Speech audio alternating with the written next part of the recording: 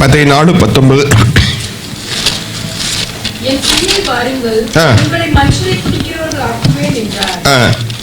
சரி, அதாவது இயேசு கிறிஸ்துவுக்கு பின்னாடி போறவங்களுக்கு பேர் தான் ஃபர்ஸ்ட் சீஷர்கள் அப்படின்னு பேர் வந்துச்சு. சரி, சீஷத்துவம் அப்படின்னா என்ன அப்படின்னா, இயேசுவோடு இருந்து இயேசுவை போல் மாறுதல் தான் சீஷத்துவம். ரைட்டுங்களா? டிசைபிள்ஷிப் அப்படின்னா என்ன? இயேசு கிறிஸ்து ஒவ்வொருவரையும் எப்படி மாற்ற விரும்புறாருன்னா அவரை போல மாற்ற விரும்புறார். சரி, வாசிங்க மத்தேயு 16:24. அப்பொழுது இயேசு தம்முடைய சீஷர்களை நோக்கி, ஒருவன் என்னை பின்பற்றி வர விரும்பினால் அவன் தன்னைத்தான் வெறுத்து சிலுவை எடுத்துக்கொண்டு என்னை பின்பற்ற கடவன். சரி, அப்ப பின்பற்றுவர்களுக்கு பேர் தான் என்னது? சீஷர்கள். சரி, பின்பற்றுகிறதுக்கு அங்க ஒரு நிபந்தனை சொல்லப்பட்டிருக்குது. ஒருவன் என்னை பின்பற்றி வர விரும்பினால் தன்னைத்தான் வெறுத்து தன் சிலுவை எடுத்து, ரெண்டு காரியத்தை செய்யணும். சரி, இப்போ நான் ஏன் இதை டீச் பண்ணுறோம் அப்படின்னு நீங்களாம் ஆத்துமாதாயம் செய்யலாம். நீங்கள் எவ்வளோ பேர் இந்த வார்த்தை கேள்விப்பட்டிருக்கிறீங்க? Smart work is better than hard work. கேள்விப்பட்டிருக்கீங்களா? சரி, அப்படின்னா என்ன அர்த்தம்? Smart work is better than hard work என்ன அர்த்தம்? சரி, அந்த காலத்தில் ஃபவுண்டேஷன் போடுறதுக்கு வீட்டுக்கு நம்ம என்ன யூஸ் பண்ணோம்? மனுஷங்க கடப்பாரி வச்சு தோண்டினாங்க. ஒரு ஃபவுண்டேஷன் போடுறதுக்கு இட் வில் டேக் 7 days. ஆனால் இப்போ ஒரே நாள். அதுதான் smart work is better than hard work. அப்போ நம்ம நிறைய நேரங்களில் ஹார்ட் ஒர்க் பண்ணுறோம். கொஞ்சம் கூட ஸ்மார்ட்டாக ஒர்க் பண்ணால் we can achieve more.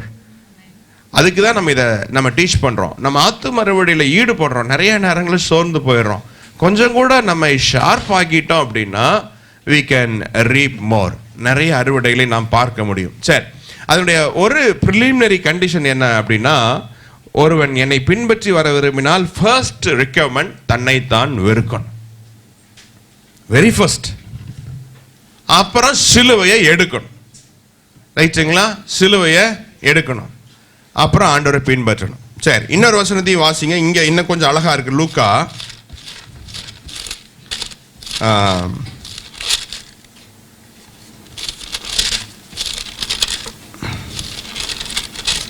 9:23 வாசிங்க. லூக்கா 9:23.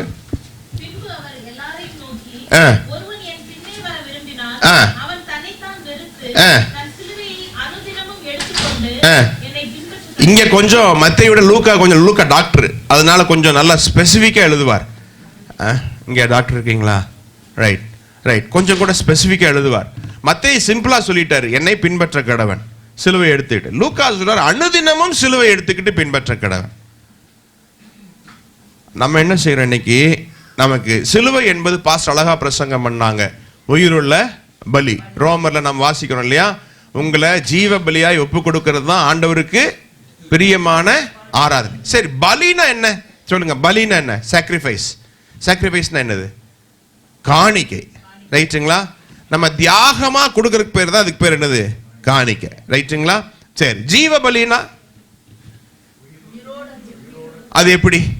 நீங்க பாஸ்டர் ஆசிரியர் கூட பலி செலுத்தினாங்க, ஆடெல்லாம் செத்துருச்சு அப்படிம்பீங்க. ரைட்டு தானே? அப்போ உயிருள்ள பலினா எப்படி?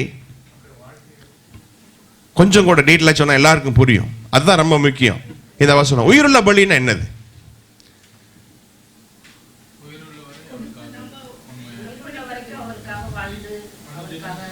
உயிருள்ள பலினா என்ன அப்படின்னா, வாழ்ந்துட்டே நம்ம தியாகம் பண்றது. இப்போ உங்களுக்கு ஒரு விருப்பம், இன்னைக்கு காலையில், ஆமாம், சோஃபியா சிஸ்டர் காலையில் தோசை சுடுறாங்க, ஆம்லெட் போட்டுட்டு இருக்காங்க. ஆண்டவர் பீட்டர்கிட்ட சொல்றாரு, ஜெபம் பண்ணு, ஃபாஸ்டிங் போடு. இப்போ பீட்டரு அந்த சாப்பாட்டை தியாகம் பண்றாரு பாருங்க, அதுக்கு பேர் தான் பலி. இப்போ ஸ்டீஃபன் சாகல, சாரி பீட்டர் சாகல, உயிரோட தான் இருக்காரு. உயிரோடு இருந்துட்டு தியாகம் பண்ணிட்டு இருக்காரு. அதுதான் அங்கே வசனம் சொல்லுது. நம்ம இன்னைக்கு நிறைய பேர் சிலுவைனா என்ன? சிலுவைனா ஒரு பக்கம் பிளெஸிங்ஸ், இன்னொரு பக்கம் பர்டன். ஒரு பக்கம் ஆசீர்வாதம், இன்னொரு பக்கம் பாடுகள். பாடுகளும் ஆசீர்வாதங்களும் நாணயத்தினுடைய ரெண்டு பக்கமா. நம்ம இன்னைக்கு என்ன நினைக்கிறோம்னா, we need only blessings, we are not ready for sufferings. ஆமா, பீட்டருக்கு இப்போ தோசை ரொம்ப பிடிக்கும், சாப்பிட்டு ரொம்ப நாளாச்சு. இப்போ ஆம்லெட்டு, ஆமாம் அம்மா போடுற ஆம்லெட் பயங்கர கமன் மணக்குது. இப்போ ஜெபம் பண்ண சொல்கிற ஆண்டவர் எப்படி ஜெபம் பண்ணுறது? தோசை விட்டுட்டு ஜெபம் பண்ணுறா, தோசையை சாப்பிட்டுக்கிட்டு ஜெபம் பண்ணலாமா?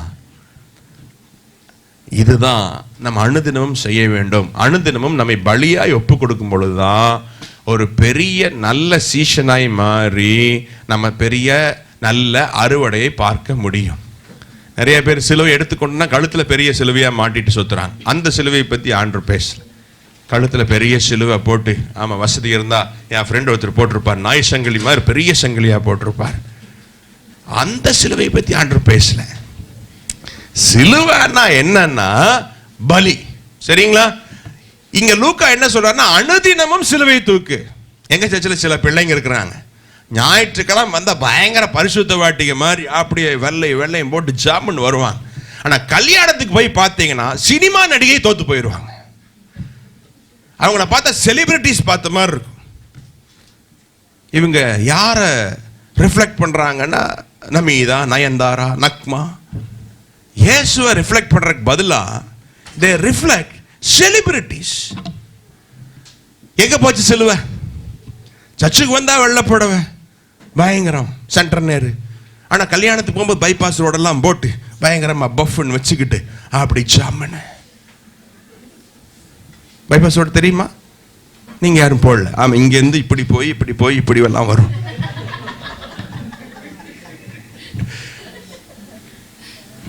என்ன சொல்ல வர்றேன்னா, நம்ம சிலுவையை சுமக்கிறதுக்கு தயாரா இல்லை. நம்ம ஒரு பைபிள் காலேஜ் டீச் பண்ணிட்டு இருந்தேன். அங்க ஒரு பிள்ளை நல்லா பஃப் வச்சுட்டு உட்காந்துட்டு இருந்தா. நான் கேட்டேன், இது என்ன ஹேர் ஸ்டைல் பஃப் அப்படின்னா? நான் கேட்டேன், நான் மனசு நினைச்சிட்டேன், சாத்தா எங்க குடியிருப்பான் தெரியுமா? சாத்தா எங்க குடியிருப்பான் சொல்லுங்க? வெரி குட், அடர்ந்த இடத்துல குடியிருப்பான். நான் அப்ப அந்த பிள்ளையை பார்த்து இப்படி சொல்லணும்னு விரும்புறேன், பாவம் காட்டு பக்கம் போயிடாத, அங்க இருக்கிற சாத்தான் அதை விட இது அடர்ந்ததா இருக்குதுன்னு இங்க வந்து உட்கார்ந்துக்க போறான். ரீசன் என்னன்னா, அவங்க தேவைப்படும் போது சிலுவையை தூக்குறாங்க, தேவையில்லைன்னா சிலுவை வச்சிடறாங்க. இங்க லூக்கா அப்படி சொல்லல. ஆண்டவர் சொல்றாரு, நீ எனக்கு சீஷனா இருக்கணும்னா அனுதினமும் சிலுவையை சுமரு. நான் எக்ஸாம்பிளுக்காக சொன்னேன். ஆண்டவர் உங்களுக்கு தான் தெரியும் என்ன சிலுவை வச்சிருக்கிறாரு, உங்ககிட்ட என்ன சிலுவையை பத்தி பேசுறாரு அப்படி. ஓகேங்களா? ரைட்டா? ஓகே. அப்ப நீங்க சிலுவையை எடுத்துக்கிட்டீங்கன்னா ஆத்துமாதாயம் ரொம்ப சிம்பிள். நீங்க ரொம்ப கஷ்டமே பட வேண்டாம், ஹார்ட் ஒர்க்லாம் பண்ண வேண்டாம், ரொம்ப ஸ்மார்ட் ஒர்க். ரைட்டுங்களா? ஒரு பாஸ்டர் சர்ச் பஸ்ல போயிட்டு இருந்தார். பஸ்ல இந்த பாஸ்டர் பின்னாடி இடம் இல்லாம உட்கார்ந்துட்டு இருக்காரு. முன்னாடி ஒரு லேடி திடீர்னு பேய் பிடிச்சி ஆடுது. அவனை இறக்கி விடு அப்பதான் பஸ்ஸை விடுவேன், அவனை இறக்கி விடு அப்பதான் பஸ்ஸை விடுவேன். இவர் பாசம் சோத்திரன்ட்டு பேசாம உட்காந்துருக்கார் பின்னாடி சீட்ல. அந்த பேய் என்ன சொல்லுது? அவனை இறக்கி விடு அப்பதான் பஸ்ஸை விடுவான். டிரைவர் கண்டக்டருக்கு என்ன செய்யறதுன்னே தெரியல. பேய் தலை விரிச்சு ஆடுது பஸ்ஸில். எல்லாம் சொன்னாங்க, அந்த பாஸ்டர் கூப்பிட்டு ஜெபம் பண்ண சொல்லுங்கய்யா, அந்த பேயை துரத்திடுவார். இவர் போய் ஏசுவினா அதில் போ பிசாசு என்ன பண்ணிடுச்சு, பேய் ஓடிச்சு. அப்புறம் பஸ்ஸு கிளம்பி போச்சு. இவர் போய் முதல்ல பேய் ஓட்டினாரா? ஒன்றும் செய்யல, ஜஸ்ட் உட்காந்து தேர் பிரசன்ஸ். நம்ம பிரசன்ஸ் மேக்ஸ் டிஃபரன்ஸ். ஆனா அதுக்கு நம்ம நல்ல சீசனா அனுதினம் சிலுவை எடுக்கணும். ரைட்டுங்களா? சர்ச்சுக்கு வந்தா சிலுவை, கல்யாணத்துக்கு போனா வேற மாதிரி ப்ரோன் பாடி வேற மாதிரி பாயிடக்கூடாது. நீங்க எந்த அளவுக்கு சிலுவையை தூக்குறீங்களோ அந்த அளவுக்கு ஆத்துமாதாயம் ரொம்ப சிம்பிள். சரிங்களா? இயேசுவுக்காக ஆத்துமாதாயம் செய்யணும்னு விரும்புறவங்க ஒரு சிம்பிள் சீக்ரெட்டை சொல்லித்தரேன். நீங்க டெய்லி என்ன செய்யுங்க, சிலுவையை சுமந்து நீங்க டெய்லி ஜீவ பலியாய் உங்களை மாற ஒப்பு கொடுத்தீங்க அப்படின்னா ஆத்துமாதாயம் சிம்பிள். சரிங்களா? அனுதினம் சிலுவை எடுக்கணும். சரி, லூக்கா 6:40 வாசிங்க. லூக்கா 6:40.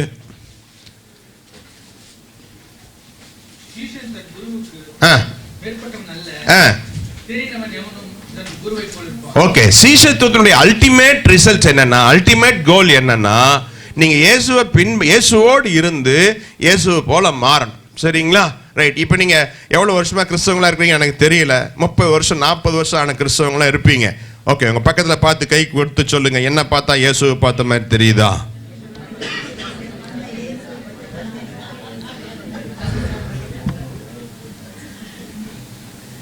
எங்க தங்கச்சிங்கெல்லாம் கொஞ்சம் யோசிப்பாங்க, ஏன்னா அவங்க சினிமா நடிகை மாதிரி வந்து உட்காந்துட்டு என்ன பார்த்தா இயேசு மாதிரி தெரியுதான்னா சொல்கிறவன் சொல்லக்கூடாது, உன்னை பார்த்தா நமீதா மாதிரி தெரியுதுன்னு சொல்லிடக்கூடாது. Christianity has miss the track. டிட்ராக் ஆக்க ஆரம்பிச்சிருச்சு, எங்கேயோ போயிட்டுருக்கு. யாரோ என்னமோ பாடுறாங்க, அதை பாடிக்கிட்டு அப்படி போயிட்டுருக்கு. வசனம் எல்லாம் மறந்துருச்சு, பழைய பாட்டு மறந்து. எங்கள் பைபிள் காலேஜ் சொல்லுவேட்டே, இன்னும் ஒரு 5 வருஷத்துல எப்படியா இந்த பாட்டெல்லாம் மியூசியத்தில் ஏற்றிடுவீங்க. மியூசியத்தில் போய் அந்த காலத்தில் வாழ்ந்த சிம்பன்சியை பார்க்குறோம் இல்லையா, அது மாதிரி அந்த காலத்தில் சாரால் நவரோஜியம்மா பாட்டை பார்க்கணுன்னா கிறிஸ்தவ மியூசியத்தில் போனால் பார்க்கலாம். என்ன பாட்டு இருக்கும்? பயங்கர டான்ஸ் பாட்டு தான் இருக்கும் இன்னைக்கு கிறிஸ்துமஸ்.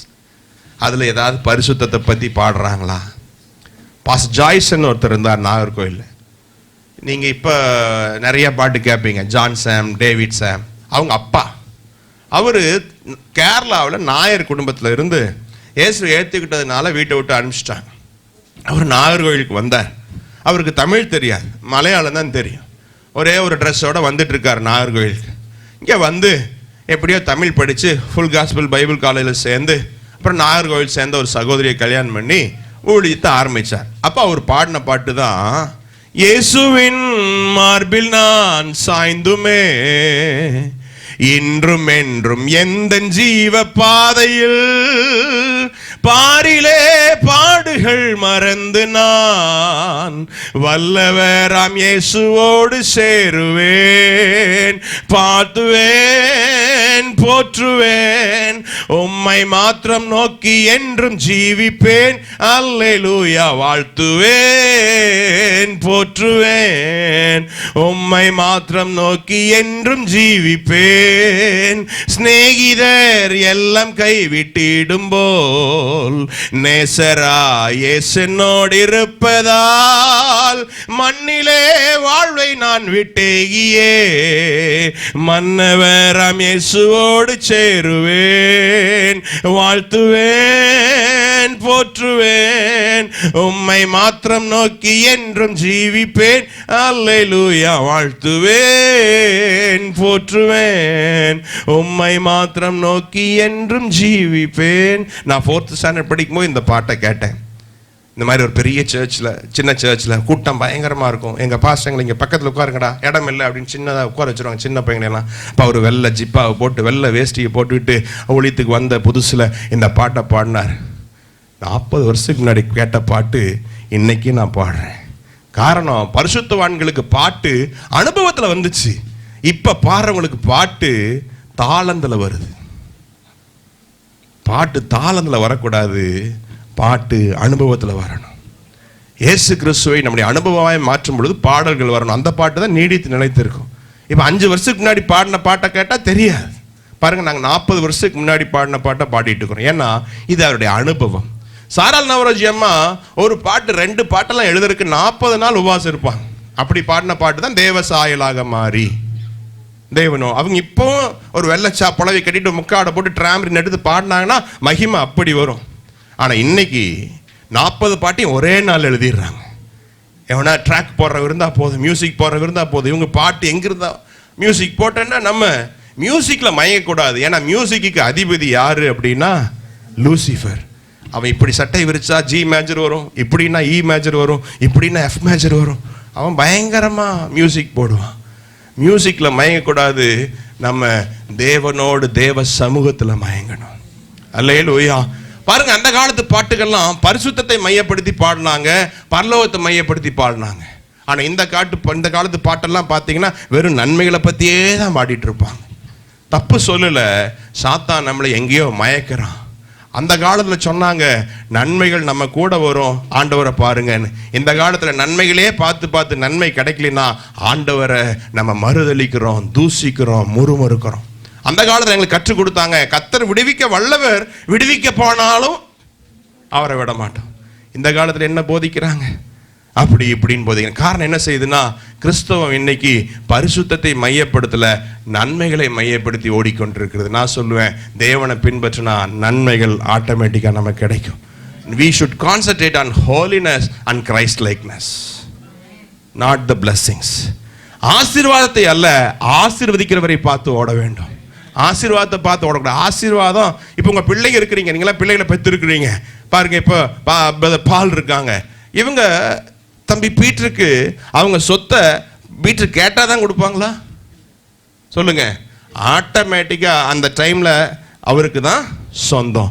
அது மாதிரி கொலோசியர் 2:10 வீட்டில் போய் படிச்சு பாருங்க. நாம் கிறிஸ்துவுக்குள் பூரணம் உள்ளவர்களாக இருக்கிறோம், அவருக்குள்ள நாம் பரிபூர்ணம் உள்ளவர்களாக இருக்கோம்னு சொல்லுது. நான் சொல்லுவேன், சிலுவையில் கர்த்தர் சம்பாதித்த எல்லா ஆசீர்வாதம் நமக்குரியது. நமக்கு தராம அவர் யாருக்கு தர்றதுக்காக சிலுவைக்கு போனார்? நமக்கு தரக்கு தான். அப்ப நமக்கு தராமையா வச்சுட்டாருன்னா சிலுவைக்கு போய் என்ன பிரயோஜனம்? கிடையாது. நமக்கு தர்றதுக்கு தான் போனார், அது நமக்கு தான். ஆனா பெற்றுக்கொள்றதுக்கு நமக்கு வழி தெரியல. ஓகே, சாலமோன் ஞானத்தை கேட்டான், கத்தரவனுக்கு கேளாத ஐஸ்வர்யத்தையும் கொடுத்தார். ஏன் கேட்டான்? ஏன் அப்படி கொடுத்தார்? நேற்று தான் சொன்னேன். அவருடைய மனசுக்கு ரொம்ப பிடிச்சது எது? அவருடைய ஜனங்கள். அவருடைய ஜனங்களை மேய்க்கறதுக்கு அவன் ஞானத்தை கேட்டான். ஆண்டவர் பார்த்தாரு, என் இருதயத்தை இவ்வளவு புரிஞ்சு வச்சிருக்கியா, நீ கேட்ட ஞானத்தையும் வச்சுக்கோ, கேளாத ஐஸ்வர்யம்.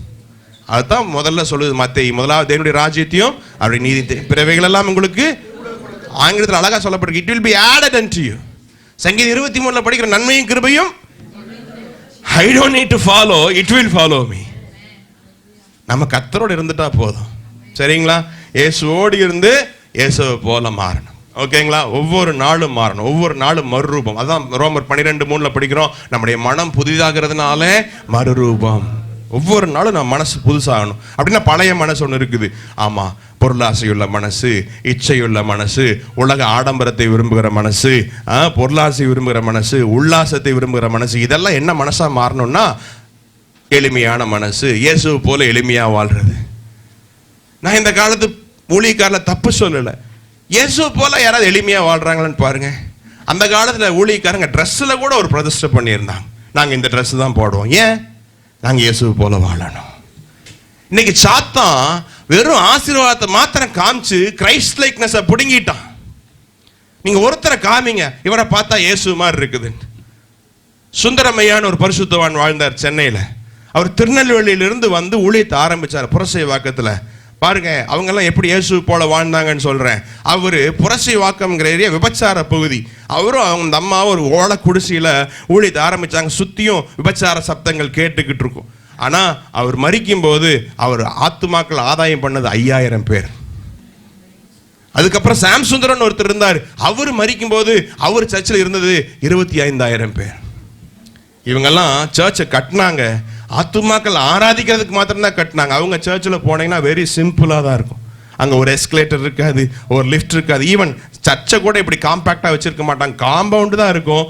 மேலே மழைக்கும் வெயிலுக்கும் ஒதுங்கிறதுக்கு ஒரு ரூஃப் இருக்கும். அப்படியே சபை பெருகிட்டே இருக்கும். அது அப்போஸ்தலர் சொல்லப்பட்டது போல ரட்சிக்கிறவர்கள் தேவன் அனுதினமும் பில்லர் போட்டு பெருசு பண்ணிட்டே இருப்பாங்க.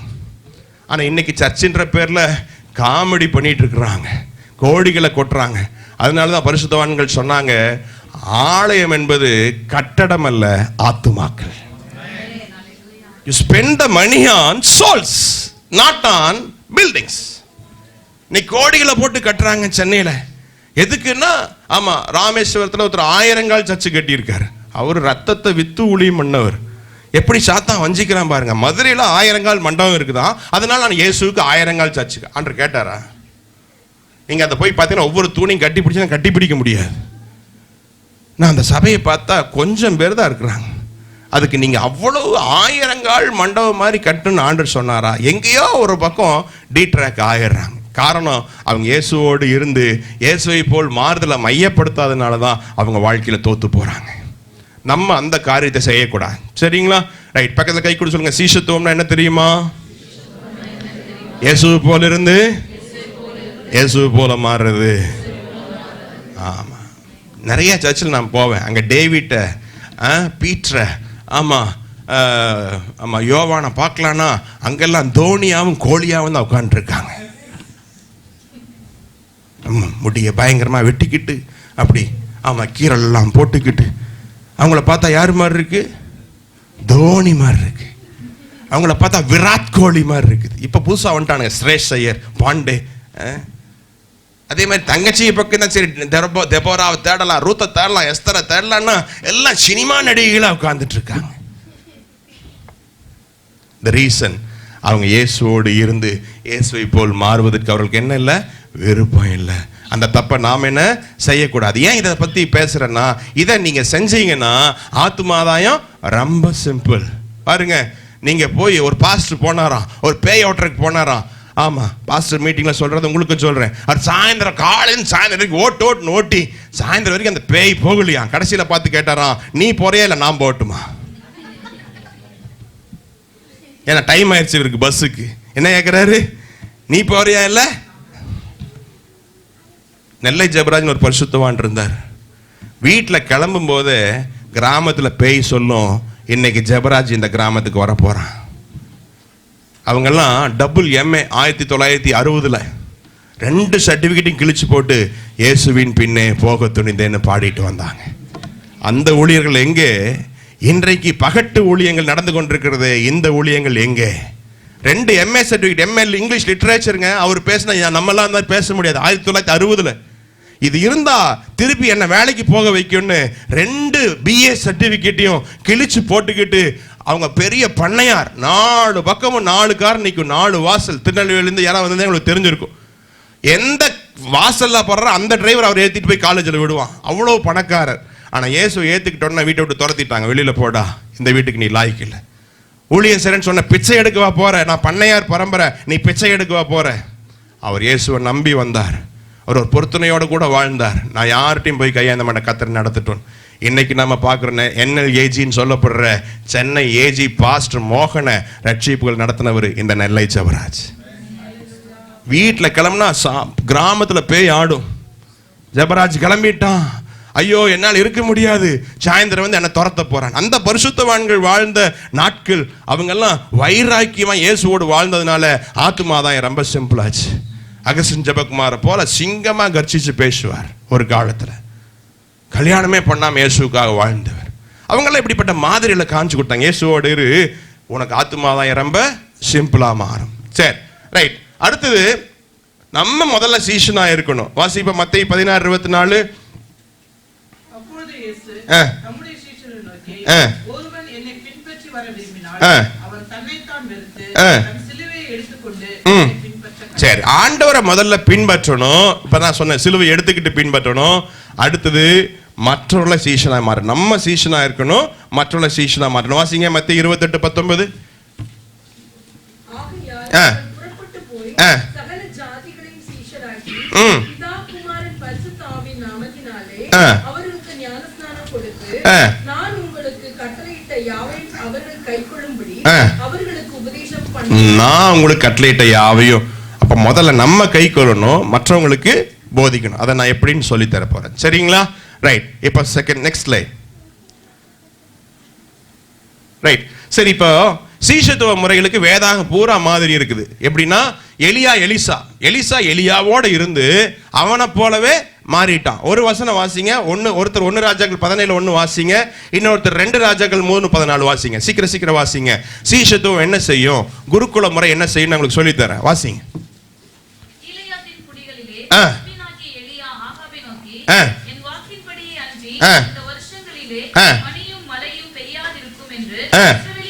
இஸ்ரவேலின் தேவனுக்கு முன்பாக நிற்கிற நான் சொல்லுகிறேன். இப்போ எலியாவுக்கு ஒரு பழக்கம் இருந்தது. என்ன பழக்கம்? ஆண்டவருக்கு முன்னாடி நிக்கிற பழக்கம். கர்த்தருக்கு முன்னாடி அதிகாலையில் நின்னு ஆமா ஜெபிக்கிற பழக்கம். அவனுக்கு அட்ரஸே என்னது? கர்த்தருக்கு முன்பாக நிற்கிறவன். பாருங்க, இப்ப எலிசா அவங்க கூட இருக்கார். இருந்து அவங்களோட ப்ராஃபட்டிக்கல் ஸ்கூல்ல இருந்து எலியாவை மாதிரியே மாறிட்டார். வாசிங்க 2 ராஜாக்கள் 3:14.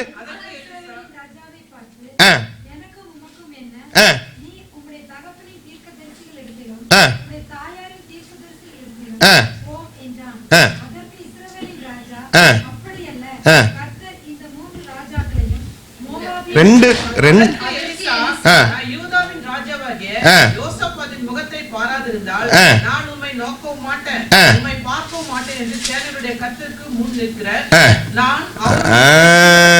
கர்த்தருக்கு முன்னாடி நிக்கிற நான். இந்த பழக்கம் எங்கிருந்து வந்துச்சு? எலியா கிட்ட இருந்து. அப்ப குருகுலம் என்றால், சீஷத்துவம் என்றால், அந்த காலத்துல இந்த மெத்தட் இருந்தது. குருவோடு இருந்து குருவை போல் மாறுவது, அதுதான் சீஷன். இன்னைக்கு கிறிஸ்தவரை பார்த்து கேளுங்க, நீங்க சீஷனா? ஆமாம்பாங்க. இயேசுவோடு இருக்கிறீங்களா? இயேசுவை போல மாறுறீங்களா? இங்க பழைய ஏற்பாட்டிலையும் மாதிரி இருக்கு, புதிய ஏற்பாட்டிலையும் மாதிரி இருக்கு. அதைத்தான் நான் காமிச்சு கொடுக்குறேன். சீஷத்துவம்னா என்னன்னா, குருவோடு இருந்து குருவை போல் மாறுவது. சரி, நெக்ஸ்ட் லைன். பாருங்க புதிய ஏற்பாட்டுல வாசிங்க, பிலமோன் 2:20 வாசிங்க, ஒருத்தர் பிலிப்பியர் 2:20 வாசிங்க, ஒருத்தர் பிலமோன் 1:12 வாசிங்க.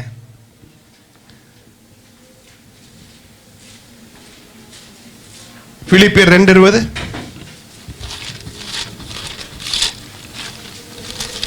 சீக்கிரம் வாசிங்க. உங்கள் காரியங்களை உண்மையாய் விசாரிப்பதற்கு, பிலிப்பியர் சபையாருக்கு எழுதுறார் பவுல் என்ன சொல்றார்? உங்கள் காரியங்களை உண்மையாய் விசாரிப்பதற்கு என்னை போல மனதுள்ளவன் அவனை அன்றி வேறொரு இடத்துல இல்லை. யாரை குறித்து சொல்றாரு? பவுல் தீமோத்தேயை குறித்து. யார் மாதிரி மனசு இருக்குதான் தீமோத்தேயுக்கு? பவுல மாதிரியே மனசு. சரி வாசிங்க, பிலமோன் 1:12.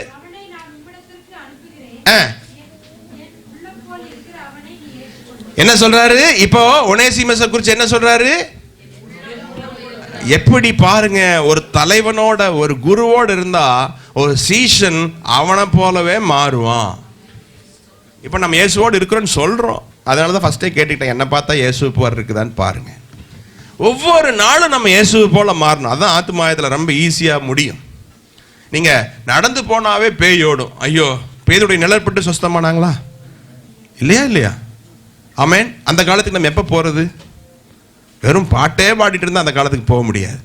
பரிசுத்தத்தையும் இயேசுவோடு ஜீவிக்கிற ஜீவியத்தையும் மையப்படுத்தினாதான் நம்ம நடந்து போகும்போது நிழல்பட்டு சொஸ்தமாவாங்க. நான் அப்படி விரும்புகிறேன். எங்கள் வேதாகம கல்லூரி அப்படி தான் நடத்தணும்னு விரும்புகிறேன். எங்கள் பையன்கிட்ட சொல்கிறேன், ஆதி அப்போஸ் நாட்டில் நம்ம திரும்பணும்.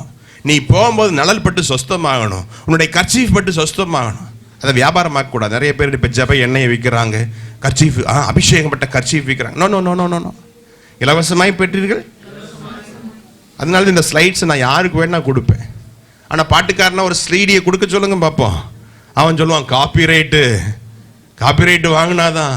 காரணம், அவனுக்கு பாட்டு பிஸ்னஸ், எனக்கு ஸ்லைடு பிஸ்னஸ் இல்லை, இது ஊழியம். யார் வேணா ஏடு, யாருக்கு ஒத்துனாலும் நெல் அரிசி ஆகணும். இயேசு கிறிஸ்து அப்படிதான் செஞ்சுட்டு போனார். அதுதான் காப்பிரைட் போட்டாரா?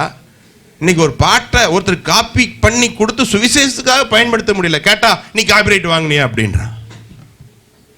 ஏன்னா இவங்கிட்ட காசு கொடுத்து வாங்கணுன்றதான் இவனுடைய விருப்பம். இப்போ சச்சில் 100 விசுவாசி இருக்கான், 100 பேருக்கு CD கொடுக்கணும். இவன்ட்ட 100 கேசட் நான் 10,000 கொடுத்து வாங்க முடியுமா? ஒவ்வொரு கேசட் 100 ரூபான்னு சொல்லி. ஆனால் அகஸ்டின் ஜெபக்குமார் ஐயா இருக்கிறாரு, அந்த மெசேஜ் எல்லாம் காப்பி பண்ணி எத்தனை பேத்துக்கு கொடுத்தா கூட ஒன்றும் கேட்க மாட்டார். ஆனால் மத்தாள் என்ன எதுக்கு கேட்காம நீ காப்பி பண்ணி கொடுத்த? காப்பி ரைட் என்னன்னு தெரியுமா? ஏன்னா ஒரு CD 200 ரூபாய்க்கு விற்கலாம் பார்த்தீங்களா? இன்னைக்கு சுவிசேஷம் வியாபாரமாய் மாறிடுச்சு.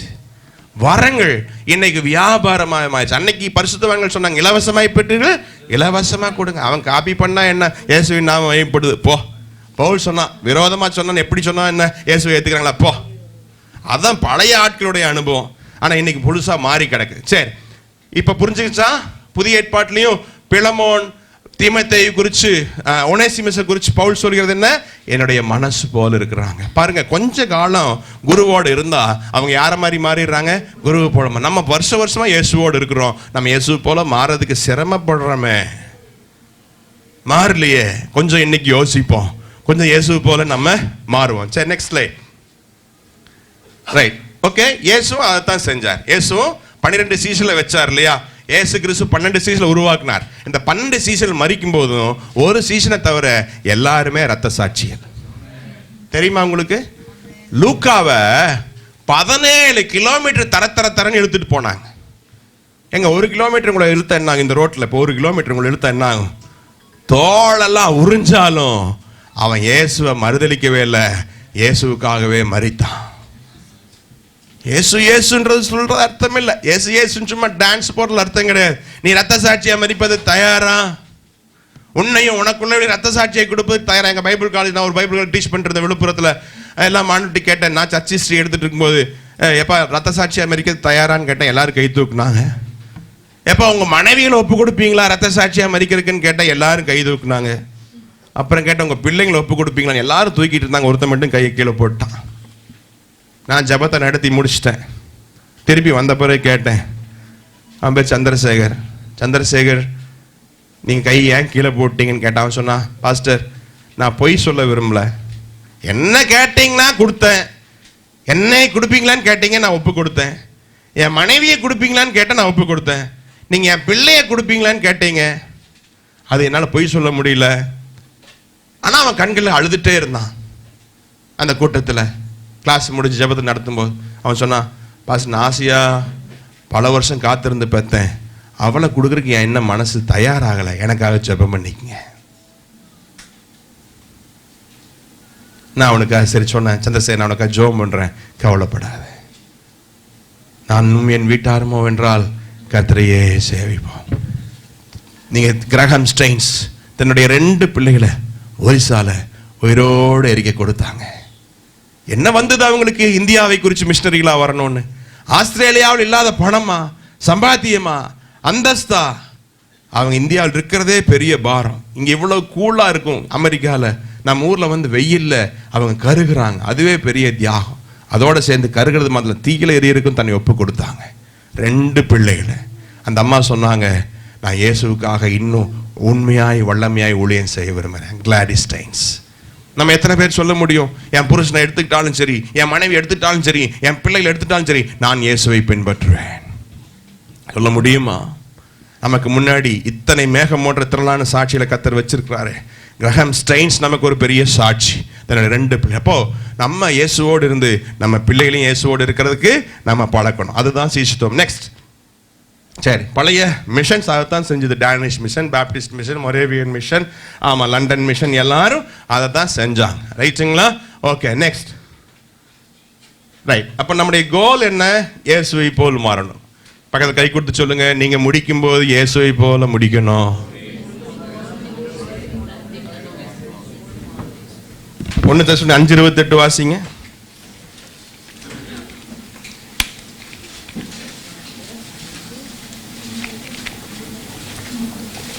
நம்முடைய கர்த்தராகிய இயேசு கிறிஸ்துவினுடைய கிருபை உங்களுடனே கூட இருப்பதாக. ஆமென். 1:23 நம்முடைய ஆவி ஆத்மா சரீரம் முற்றிலும் பரிசுத்தமாய். சமாதானத்தின் 23 மன்னிக்கணும். உங்கள் ஆவி ஆத்மா சரீரம் முற்றிலும் நம்முடைய கர்த்தராகிய இயேசு கிறிஸ்து வரும்போது குற்றமற்றதாய் இருக்கும்படி காக்கப்படுவதாக. ஆவி ஆத்மா சரீரத்துல கிரைஸ்ட் லைக்னஸ். இப்ப கள்ள போதனை வந்துருச்சு. நான் பைபிள் காலேஜில் இப்படித்தான் சொன்னேன், என்ன சரீரம் முக்கியம் இல்ல, ஆத்மாவை கவனம் செலுத்தி. இப்ப அதைத்தான் பேசிட்டு இருக்கேன். ஆனா அந்த கள்ள போதனை பேசுறவன், இந்த hyper grace, supreme grace, extreme grace பேசுறவன் என்ன சொல்றானுங்க, நீ பண்ண போற பாவத்துக்கு இயேசுநாதர் அடி வாங்கிட்டாரு, அதனால நீ என்ன பாவம் பண்ணாலும் பிரச்சனை இல்லை. பண்ண போற பாவத்துக்கு அடி வாங்கிட்டார் தான், தெரிஞ்சு பண்ற பாவத்துக்கு அடி வாங்கிட்டாரா? துணிகரமா நீ பண்ற பாவத்துக்கு அடி வாங்கிட்டாரா? ஒரு ஸ்திரீயை கையும் களவுமா பிடிச்சு கொண்டே ஆண்டட்ட கொடுத்தாங்க. ஆண்டவர் என்ன சொன்னார்? இனி பாவம் செய்யாது. ஆனா தாவீது பாவம் செஞ்சான். ஆண்டவர் என்ன பண்ணாரு? குடலை உருகிட்டார். இப்போ வெறுங்கால ஓடுறான், உன் பிள்ளை உன்னை துரத்துவான். அப்போ தெரியாம பாவம் செய்யறதுக்கும் தெரிஞ்சு பாவம் செய்யறதுக்கும் ஒரே தண்டனை அல்ல. பைபிள்ல சொல்லப்பட்டிருக்கு, யோனா 2:8 3:8, பொய்யான மாயை பற்றி கொள்கிறவர்கள் தங்களுக்கு வரும். இன்னைக்கு என்ன சொல்றாங்க? ரட்சிப்பு நீங்க இழக்க மாட்டீங்க, நீங்க என்ன பாவம் செஞ்சாலும். நான் கேட்டேன், துணிகரமா பாவம் செஞ்சா ரட்சிப்பு இழக்காம இருக்க முடியுமா? துணிகரமா பாவம் செஞ்சா வேத வசனம் சொல்லுது, கிருபை இழந்துருவீங்க. நம்ம செய்ய போற பாவத்துக்கு ஆண்டவர் அடி வாங்கிட்டார் தான், தெரியாம செய்ய போற பாவத்துக்கு அடி வாங்கிட்டார். விபச்சாரம் செய்யறது பாவம்னு இவ்வளவு தெரிஞ்சு பாஸ்டா இருக்கிற நான் போய் விபச்சாரம் செஞ்சா அது ஆண்டவர் அப்படி விட்டுருவாரா? தாவீது மாதிரி தான் இன்னைக்கு கணக்கு கேட்பார். அப்போ இந்த கள்ள போதல் என்ன சொல்றாங்க, நீ விபச்சாரம் பண்ணு, அதை பத்தி பிரச்சனை இல்லை, நீ என்ன பண்ணாலும் ஆண்டவர் உன்னை மன்னிப்பார். ஏன்னா சரீரம் முக்கியம் இல்லை, எதுதான் முக்கியம்? ஆத்மா தான் முக்கியம். பார்த்தீங்களா, நம்ம என்ன கண்ணோட்டத்தில் பேசுற, இவன் என்ன கண்ணோட்டத்தில் பேசிட்டு இருக்கான் பாருங்க. அதனாலதான் முதல் படம் போட்டேன், அந்த ஃபர்ஸ்ட் டயக்ராமுக்கு வாங்க, ஆவி ஆத்மா சரீரம்னு முன்னாடி போட்டிருந்தேன். Right, very good. இந்த சரீரத்தை வச்சுதான் ஆத்மாவை பரிசுத்தமும் படுத்த முடியும், தீட்டும் படுத்த முடியும். சரி, உங்க ஆத்மா எப்படி பரிசுத்தமாகும்? நீங்க போய் 1/2 மணி நேரம் ஜோபம் பண்ணீங்கன்னா உங்க ஆத்மா என்ன ஆகும்? பரிசுத்தமாகும். முழங்கால் நின்று ஜோபம் பண்றோம், அதுக்கு எதை பயன்படுத்துறோம்? சரீரத்தை. நீங்க போய் உட்கார்ந்து புது படம் வந்திருக்கா, தலப்படம் வந்திருக்குன்னு அஜித் படத்தை இல்ல விஜய் படத்தை பார்த்துட்டு இருந்தீங்கன்னா ஆத்மா என்ன ஆகும்? இப்ப சொல்லுங்க, ஆத்மாவை பரிசுத்தப்படுத்துறதுக்கு எதை பயன்படுத்துறோம்? புரிஞ்சா சந்தோஷம். இந்த கள்ள பயலுக்கு என்ன பேசுறானுங்க? சரீரம் முக்கியம் இல்ல, ஆத்மா தான் முக்கியம். நாங்க அதைத்தான் சொல்றோம், நாங்க உண்மையான கோணத்துல சொல்றோம். நீ என்ன சொல்ற? நீ எப்படியும் வாழு, ஆத்மா தான் முக்கியம்னு சொல்றேன். ஆத்மாவை பரிசுத்தப்படுத்துறதுக்கு உனக்கு சரீரம் கொடுக்கப்பட்டிருக்கிறது. நீங்க போய் முழங்கால் போட்டு ஜெபம் பண்ணீங்கன்னா உங்க சரீரம் ஆத்மா பரிசுத்தமாகும். அதே நீங்க போய் புதுப்பட வந்திருக்கிற ஒரு படத்தை பார்த்தீங்கன்னா உங்க ஆத்மா தீட்டுப்படும். அப்ப சரீரத்தை நம்ம கவனமா கையாளணும். அதனால தான் சொன்னாரு ஆண்டவர், உங்க சரீரமானது தேவனுடைய ஆலயமாக இருக்கிறது, அவங்களுக்குள்ள அவர் தங்கி இருக்கிறார். ஆமென். பக்கத்துல கை கூட சொல்லுங்க, இந்த சரீரம் உங்களுது இல்ல, ஆண்டவருடையது. 2 கொரிந்தியர்ல சொல்லப்பட்டிருக்கு, நீங்கள் கிரயத்துக் கொள்ளப்பட்டீர்களே. ஆமா, எங்க சர்ச்சில் எங்க தங்கச்சி மாலை பார்த்து கேட்டேன், உன் சரீரம் யாருது? ஆண்டது. இப்ப இந்த செல்போன் இருக்கு, நான் சொல்றேன், நான் இப்போ வந்து பஹ்ரைன் வரைக்கும் போயிட்டு வரேன், பீட்டர் என்னை பத்திரமா வச்சுக்கங்க அப்படின்னு சொல்றேன். இந்த செல்போன் 1 லட்சம் ரூபா மதிப்புன்னு வச்சுக்கங்க. இப்போ பஹ்ரைன்லேருந்து வரும்போது பீட்டர்கிட்ட கேட்குறேன், பீட்டர் இந்த செல்போன் கொடுங்க. அவரு இதெல்லாம் நல்லா உடச்சி வச்சு எல்லாம் பிரிச்சு மெக்கானிக் மாதிரி மேஞ்சு வச்சு திருப்பி கொடுக்குறாரு. என்ன கேட்பேன் அவர்கிட்ட, நான் எப்படி கொடுத்தனோ நான் கேட்பேன், ஆண்டருடைய காதை ஆண்டரை கேட்காம எதுக்கு ஓட்ட போட்டீங்க? நிறைய பேர் ஓட்ட போட்டிருக்கீங்க இல்லையா? கேட்பேன் நான், ஆண்டருடைய காதை ஆண்டரை கேட்காம எதுக்கு ஓட்ட போட்டீங்க? கேட்பாரு, என் காதை எப்படி ஓட்ட போட்ட, நீ என்ன கணக்கு கொடுக்க போறீங்க எனக்கு தெரியல. ஆமா, வருகையில் ஆண்டர் கேட்பாரு, என் காதை என்னை கேட்காம எப்படி ஓட்ட போட்ட? சரீரம் கர்த்தருடையது, நம்முடையது கிடையாது. அதனால ஓட்ட போடுறதுக்கு முன்னாடி சரி இங்க ஓட்ட போட்ட இங்க ஓட்ட போட்ட, கண்ணில் ஒரு ஓட்ட போட்டிருக்கலாம்ல, அதை மாதிரி ஏன் விட்டாங்கன்னு தெரியல. சரீரம் நம்முடையதல்ல, அது கர்த்தருடையது. அல்லேலூயா.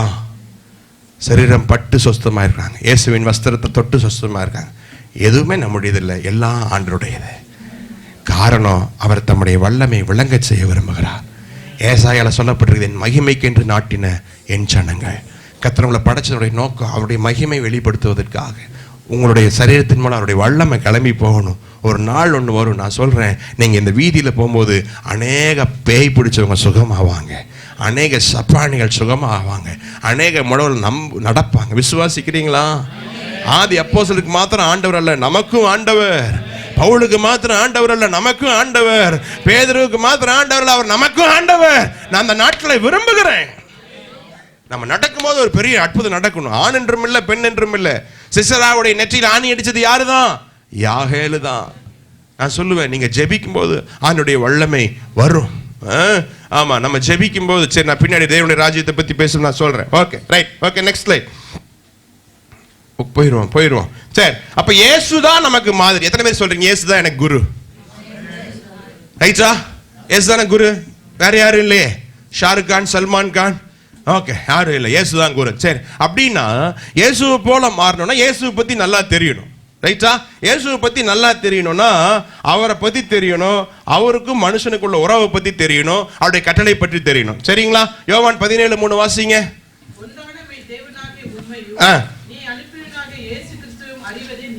சரி, இங்க சொல்லப்பட்டிருக்கு, ஒன்றான மெய்தேவனாய் உண்மையும் நீர் அனுப்பின இயேசுவையும் அறிவதே நித்திய ஜீவன். அறிவதுன்னா மூளையில அல்ல, அனுபவத்துல. சரி, ஒரு கதை சொல்றேன். 2 குழந்தைங்க இருந்தாங்க. ஹீப்ரு குழந்தை ஒருத்தர் இருந்தான், கிரீக் குழந்தை ஒருத்தர் இருந்தான். கிரீக் குழந்தைக்கு வந்து அப்பா இல்ல. ஆனா கிரீக்கர்கள் வந்து பொதுவா எஜுகேஷனை ரொம்ப விரும்புவாங்க. அவன் PhD பண்ணான். எதுல PhD பண்ணான்னா தந்தைத்துவம்ன்ற டாபிக்ல PhD பண்ணான். யாரு? கிரேக்க குழந்தை. ஆனா ஹீப்ரு குழந்தை அவன் 5ஆம் கிளாஸோட படிப்பு முடிச்சிட்டான்.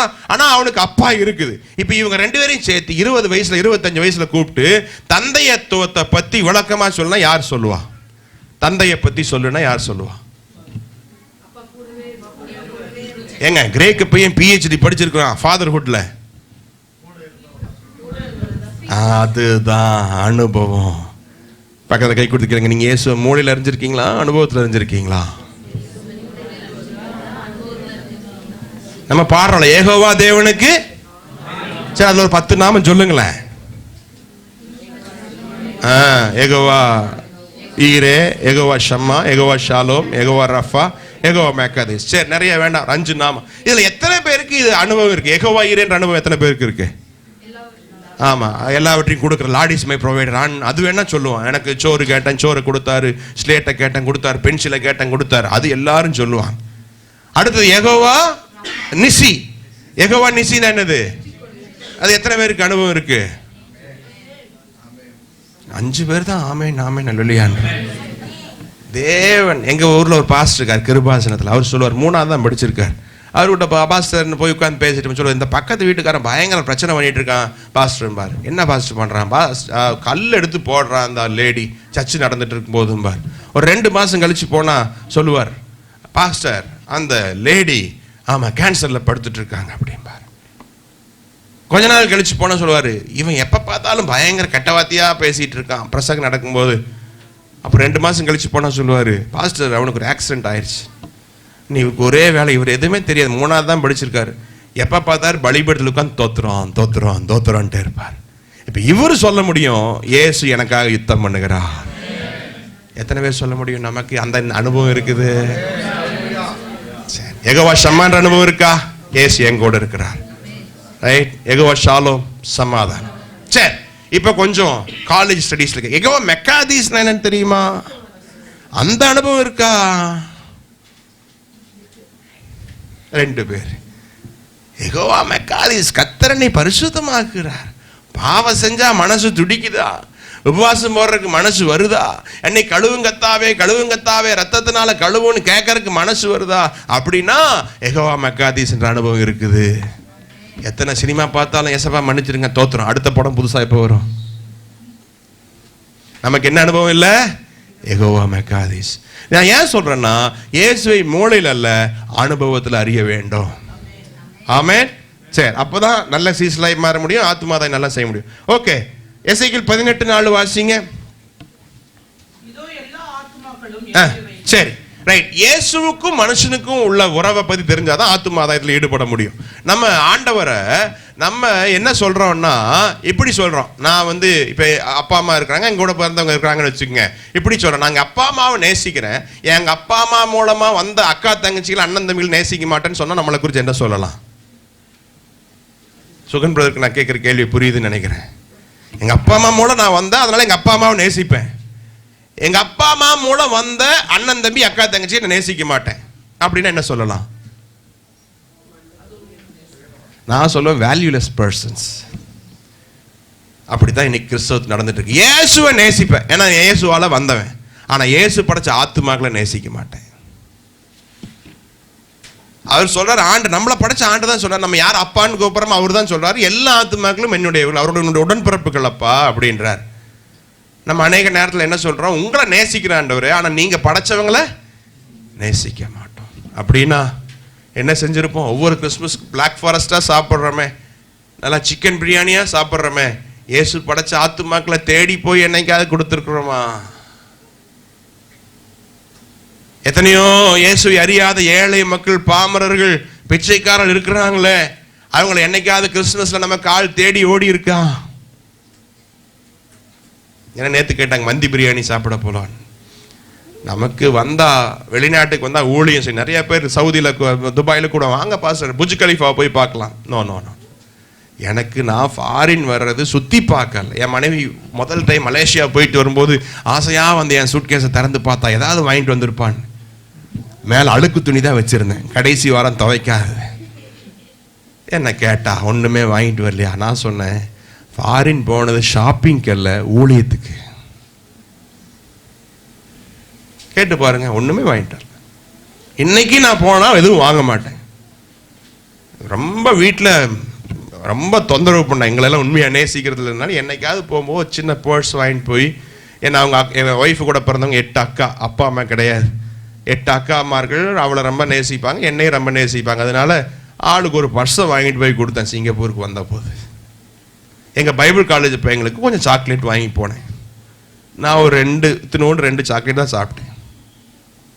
நான் நினச்சா என்ன வேணால் அனுபவிக்க எனக்கு அதிகாரம் உண்டு, ஆனால் எல்லாம் எனக்கு தகுதி ஆகிறாது.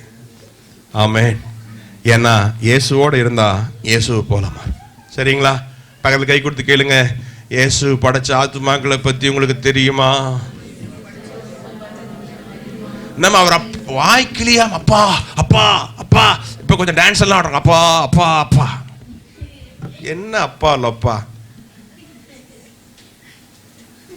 நீ சும்மா அப்பா அப்பான்னு கூப்பிட்டா அவர் மயங்கிடுவாரா? இப்போ நீங்கள் இப்போ உங்கள் அப்பாவை நேசிக்கிறீங்க, உங்கள் கூட பிறந்த ஒருத்தன் வீட்டில் ரொம்ப கஷ்டப்பட்டு இருக்கான், பண கஷ்டத்தில் இருக்கான், கடன் பிரச்சனை இருக்கான், உங்கள் அப்பா என்ன கேட்பார்? அவனுக்கு ஏதாவது உதவி செஞ்சையா? ஆண்டவனை நல்லா வச்சிருக்காருல்ல, அவனை கவனமாக பார்த்தியா? இது மாத்திரம் அவங்க அப்பாவுக்கு மட்டும் போய் நல்ல சாக்லேட்டும் கேக்கு வாங்கிட்டு போயிட்டு அவனை பார்க்கவே இல்லை, கண்டுக்கவே இல்லை, அவங்கள்ட்ட ஒரு வார்த்தை கூட பேசவே இல்லை. உங்க அப்பா மனசு எப்படி இருக்கும்? அந்த சாக்லேட்டை சந்தோஷமா சாப்பிடுவாரா? அந்த கேக்கை சந்தோஷமா சாப்பிட்டுருவாரா? இன்னைக்கு கிறிஸ்துவம் துதிக்குது, பயங்கரமா துதிக்குது, லைட் போட்டு துதிக்குது. ஐஸ்வர்யான் லாசரு சம்பவத்துல ஐஸ்வர்யான் செஞ்ச பெரிய பாவம் என்ன? அவன் ஏன் நரகத்துக்கு போனான் சொல்லுங்க? சண்டே கிளாஸ் டீச்சர்ஸ், அவன் விபச்சாரம் பண்ணான்னு ஏதாவது போட்டிருக்கா? வேசித்தனம் பண்ணான்னு ஏதாவது போட்டிருக்கா? அவன் ஏதாவது பீடி சாராயம் குடிச்சான்னு போட்டிருக்கா? அவன் செஞ்ச ஒரே பாவம் லாசரு மேல சிந்தை இல்லாம போனது. இன்னைக்கு நிறைய கிறிஸ்தவங்க லட்சங்களை சம்பாதிச்சுட்டு இன்னைக்கு அழிந்து போகிற ஆத்துமாக்களை குறித்து கவனமே இல்லாம இருக்காங்க, கரிசனையே இல்லாம இருக்காங்க. நான் சொல்லுவேன், you are in a danger following that rich man. You are in a danger. நீயும் அந்த வரிசையில் நிக்கிறதுக்கு உனக்கு ஒரு ஆபத்து காத்து இருக்குது. பல லட்சங்களை சம்பாதிக்கிற நீ கொஞ்சம் கூட அழிஞ்சு போகிற ஆத்துமாக்களை குறித்து கவனம் இல்லாம இருந்தா நீ ஒரு டேஞ்சர்ல போயிட்டு இருக்க. சரி, ரைட். அடுத்தது இயேசுடைய கட்டளை பற்றி படிக்கணும். அப்பதான் நாம இயேசு போல மாறணும். பக்கத்துல ஒரு கை கொடுத்து கேளுங்க, உண்மையா இயேசு போல மாற விரும்புறீங்களா? பாஸ்டர் 2 மணிக்கு சீக்கிரம் சாப்பாடு கொடுத்து விட்டா சரிதான், எங்களை இயேசு போல மாறு இயேசு போல மாறுன்னு பிடிச்சி வச்சு ஆமா எங்களை போட்டு ஆப்ரேஷன் பண்ணிட்டு இருக்கிறீங்க. Okay, right. நெக்ஸ்ட். சரி, இயேசுவை பத்தி தெரியணும்னா இயேசுடைய 3 வாழ்க்கையை தெரியணும். தனிப்பட்ட வாழ்க்கை, சமுதாய வாழ்க்கை, ஆவிக்குரிய வாழ்க்கை. உண்மையா எத்தனை பேர் இயேசு போல மாற விரும்புறீங்க? ஆமென். சரி, ரைட். நெக்ஸ்ட், இயேசுடைய தனிப்பட்ட வாழ்க்கையில நெக்ஸ்ட். சரி, யூத கல்வி முறை என்ன அப்படின்னா 5லிருந்து 10 வயசு வரைக்கும் ஒவ்வொரு யூத பிள்ளைகளும் அவங்க ஸ்கூலுக்கு போவாங்க. அவங்க ஸ்கூல்ல வேற ஒண்ணுமே டீச் பண்ண மாட்டாங்க, தோரா மட்டும்தான் டீச் பண்ணாங்க. தோரானா என்னது? பஞ்சாகமம், ஆதியாகமம், யாத்திராகமம், லேவியராகமம், என்னாகமம், உபாகமம். 5லிருந்து 10 வயசு வரைக்கும் இந்த 5 ஆகமத்தில் எத்தனை கட்டளைகள் இருக்கு சொல்லுங்க? 613 கட்டளை இருக்கு. நமக்கு தெரிஞ்சதெல்லாம் 10. 613 கட்டளைய அவங்க மனப்பாடமா சொல்லணும். எத்தனை வயசுக்குள்ள? இங்க யாராவது 10 வயசு குழந்தை இருக்கீங்களா? 10 வயசுல யார் இருக்கீங்களா? 613 கட்டளை சொல்லணும். Very good. என்ன பேரு? ஹெப்சிபா. ஒரு யூத குழந்தை இப்ப இந்த ஸ்டேஜில் இருந்ததுன்னா இந்த மாதிரி ஸ்கூலுக்கெல்லாம் அவங்க அனுப்ப மாட்டாங்க, தோரா ஸ்கூலுக்கு தான் அனுப்புவாங்க. அந்த ஸ்கூலுக்கு பேர் என்ன அப்படின்னா Beth Sefer elementary school, house of book, புஸ்தகத்தின் வீடு. அதுல 613 கட்டளையும் 10 வயசுக்குள்ள என்னமா சொல்லணும்? மனப்பாடமா சொல்லணும். இந்த ஸ்கூல் பாஸ் பண்ண அடுத்த ஸ்கூல். Okay, next slide. அதுக்கு பேரு பெட் டல்மூட் செகண்டரி ஸ்கூல். அந்த school house of learning, house of book முதல் ஸ்கூல், இது ஹவுஸ் ஆஃப் லேர்னிங். இது என்னன்னா 613 கட்டளைக்கும் விளக்கம் கொடுக்கணும். 15 வயசுக்குள்ள கத்தரன் மேய்ப்பரா இருக்காருன்னு 10 வயசுக்குள்ள சொன்னா 10லிருந்து 15க்குள்ள கத்தர் எப்படி மேய்ப்பரா இருக்கிறார், ஏன் மேய்ப்பரா இருக்கார், எங்க மேய்ப்பரா இருக்கார் என்ன கொடுக்கணும்? விளக்கம் கொடுக்கணும். பாத்தீங்களா எப்படி யூத பிள்ளைங்க இன்னைக்கு வரைக்கும் இஸ்ரேலை யாரும் தொட முடியாத காரணம் இதுதான், வேற ஒன்றும் கிடையாது. என்ன கடன் பண்ணால நானும் கடன் பண்ணுவேன். எத்தனை நாடு அவங்களை சுற்றி நிற்கிது, எத்தனை மிசைல் போடுறானுங்க. ஒரு சின்ன நாடு சவுதி சொன்னால் இஸ்ரேலை மேப்லே எல்லாம் அழிப்பேன்னா, மேப்லே எல்லாம் அழிப்பேன்னா. ஆனால் இன்னைக்கு அந்த நாடு எத்தனை பேத்துக்கு சவாலாக நிற்கிது. ரீசன் என்ன தெரியுமா? இதுதான். ஆண்டவருக்கு வைராக்கியம் காமிச்சா ஆண்டவர் சும்மா விட மாட்டார், அவர் வைராக்கியம் காமிப்பார். ஏசாயால சொல்லப்பட்டிருக்குது, சேனையுடைய கர்த்தருடைய வைராக்கியம் இதை செய்யும். நம்ம வைராக்கியம் காமிக்காம அவரு காமி, நீர் காமி, நீர் காமி, நான் காமிக்க மாட்டேன், நீ முதல்ல காமிப்பார். அல்லேலூயா. சரி, 613 கட்டளைகளுக்கு விளக்கம் கொடுக்கணும். கட்டளைகளை கை கொள்ளணும். சாபாத் டே, ஓய்வு நாள், பஸ்கா ஆசரிக்கணும். எத்தனை வயசுல? 15 வயசுல. சரிங்களா? 613 கட்டளை, ஒரு கட்டளை யாராவது சொல்லுங்களேன், 10 கட்டளை தவிர நம்ம எப்படி பைபிள் படிச்சிருக்கோம்னு தெரியலாம். சொல்லுங்க, சீக்கிரம் சொல்லுங்க. 1 கிலோமீட்டருக்கு மேல நடக்கக்கூடாது, அடுப்பு பத்த வைக்கக்கூடாது ஓய்வு நாள்ல. ஓய்வு நாள் என்ன பத்த வைக்கக்கூடாது? ஆமா, ஆண்டவர் மாத்தினாரு. நம்ம ஓய்வு நாள்ல காலையில சிக்கன் செஞ்சு வச்சுட்டு தான் சர்ச்சுக்கே வர்றோம்.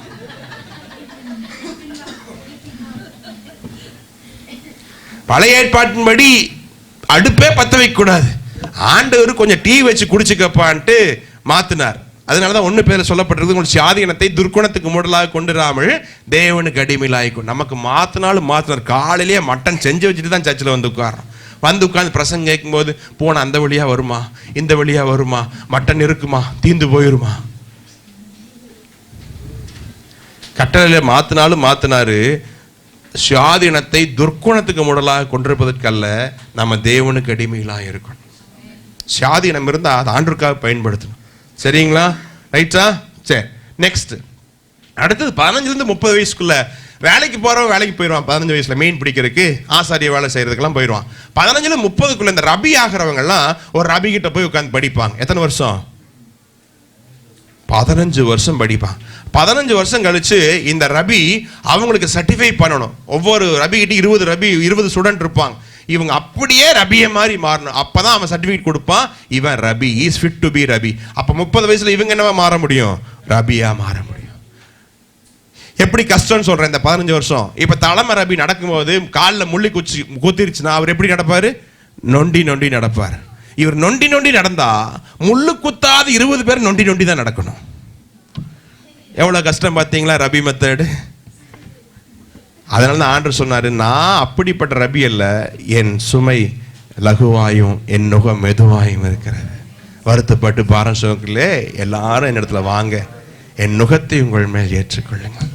இயேசு கிறிஸ்து அந்த மாதிரி முட்டாள் ரபியா? அதனாலதான் பவுலுக்கு பயங்கர வைராக்கியம். கமாலியல் ரபிகிட்ட உட்கார்ந்து படிச்சான். ஒண்ணுமில்லாத நியாய பிரமாணத்துக்கு இவ்வளவு வைராக்கியமா படிச்சனே, அதை காட்டிலும் பெரிய ஜீவ பிரமாணத்தை கர்த்தர் கொடுத்திருக்காருன்னு ஓடி ஊழியம் செஞ்சான். அவ்வளவு வெறி அவனுக்கு. ஒண்ணுமில்லாத 15 வருஷம் கழிச்சு அவ்வளவு கஷ்டப்பட்டு படிச்சேன். இப்ப உண்மையானதுக்கு நான் எவ்வளவு கஷ்டப்படுவேன். ஆமென். இன்னைக்கு நம்ம எவ்வளவு கஷ்டப்படுறோம். சரி, எதுக்காக இயேசு கிறிஸ்து இதை விட மேலான வாழ்க்கை வாழ்ந்தாருன்னா அவருக்கு தெரியும். சின்ன குழந்தையில கண்டிப்பா பெட்ரோலுக்கு கீழ்ப்படிதான் இருப்பார். நான் நினைக்கிறேன் 10 வயசு வரைக்கும் அவர் ஸ்கூலுக்கு போயிருப்பார். ஆனா இந்த ரபி மெத்தட் அவர் இங்க போய் படிக்கணும்ல, பிதா கிட்ட படிச்சிருப்பார். ஏன் செஞ்சாரு? அவனை விட நல்ல ரபியா இருக்கிறார் இல்லையா? ரபினா யாரு? குரு. ஏன் செஞ்சாருன்னா அவருக்கு தெரியும் ஒரு காலத்துல என்ன ஒரு சில கூட்டம் பின்பற்ற போகுது, அவங்களுக்கு நான் மாதிரியா இருக்கணும். ஆமென். இப்ப நம்மலாம் இயேசுவுக்கு சீஷனா இருக்கிறோம் இல்லையா? குறிப்பிட்ட நாள் வரைக்கும் தான் இயேசுவுக்கு எப்போ சீசன் தான். ஆனா உலகத்துல நம்ம சீசனாவே இருக்க முடியாது, நம்ம குருவா மாறணும். பக்கத்துல கை கொடுத்து சொல்லுங்க, நீங்க எப்ப குருவா மாற போறீங்க?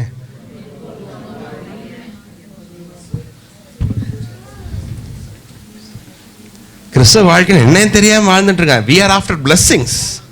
நம்ம மாதிரிகளாய் வாழ்வதற்காக தான் கர்த்தர் நம்மை படைத்தார். எங்க பைபிள் காலேஜ்ல கேட்பேன், டேய் உனக்கு மாதிரி யாரு? எங்க பாஸ்டர்மா. என்னடா படிச்சுட்டு உங்க பாஸ்டர் கிட்ட? எங்க பாஸ்டர் கிட்ட முழங்கால் நின்று ஜெபிக்கிற ஜெபத்தை படிச்சுக்கிட்டேன்மா ஒருத்தன். இன்னொருத்தர் பிள்ளையை பார்த்துக்க, உனக்கு யாருமா மாதிரி? எனக்கு எங்க பாஸ்டர்மா மாதிரி. என்னம்மா கத்துக்கிட்டேன்? எங்க பாஸ்டர்மா மாதிரி தியாகம் செய்ய கத்துக்கிட்டேன். எங்க பாஸ்டர்மா எத்தனை பேர் வந்தாலும் சமைச்சு போடுவாங்க. அப்ப அவங்க என்னவா வாழ்ந்துருக்குறாங்க? மாதிரி. பக்கத்துல கை கொடுத்து கேளுங்க, என்கிட்ட இருந்து என்ன படிச்சுக்கிட்டீங்க?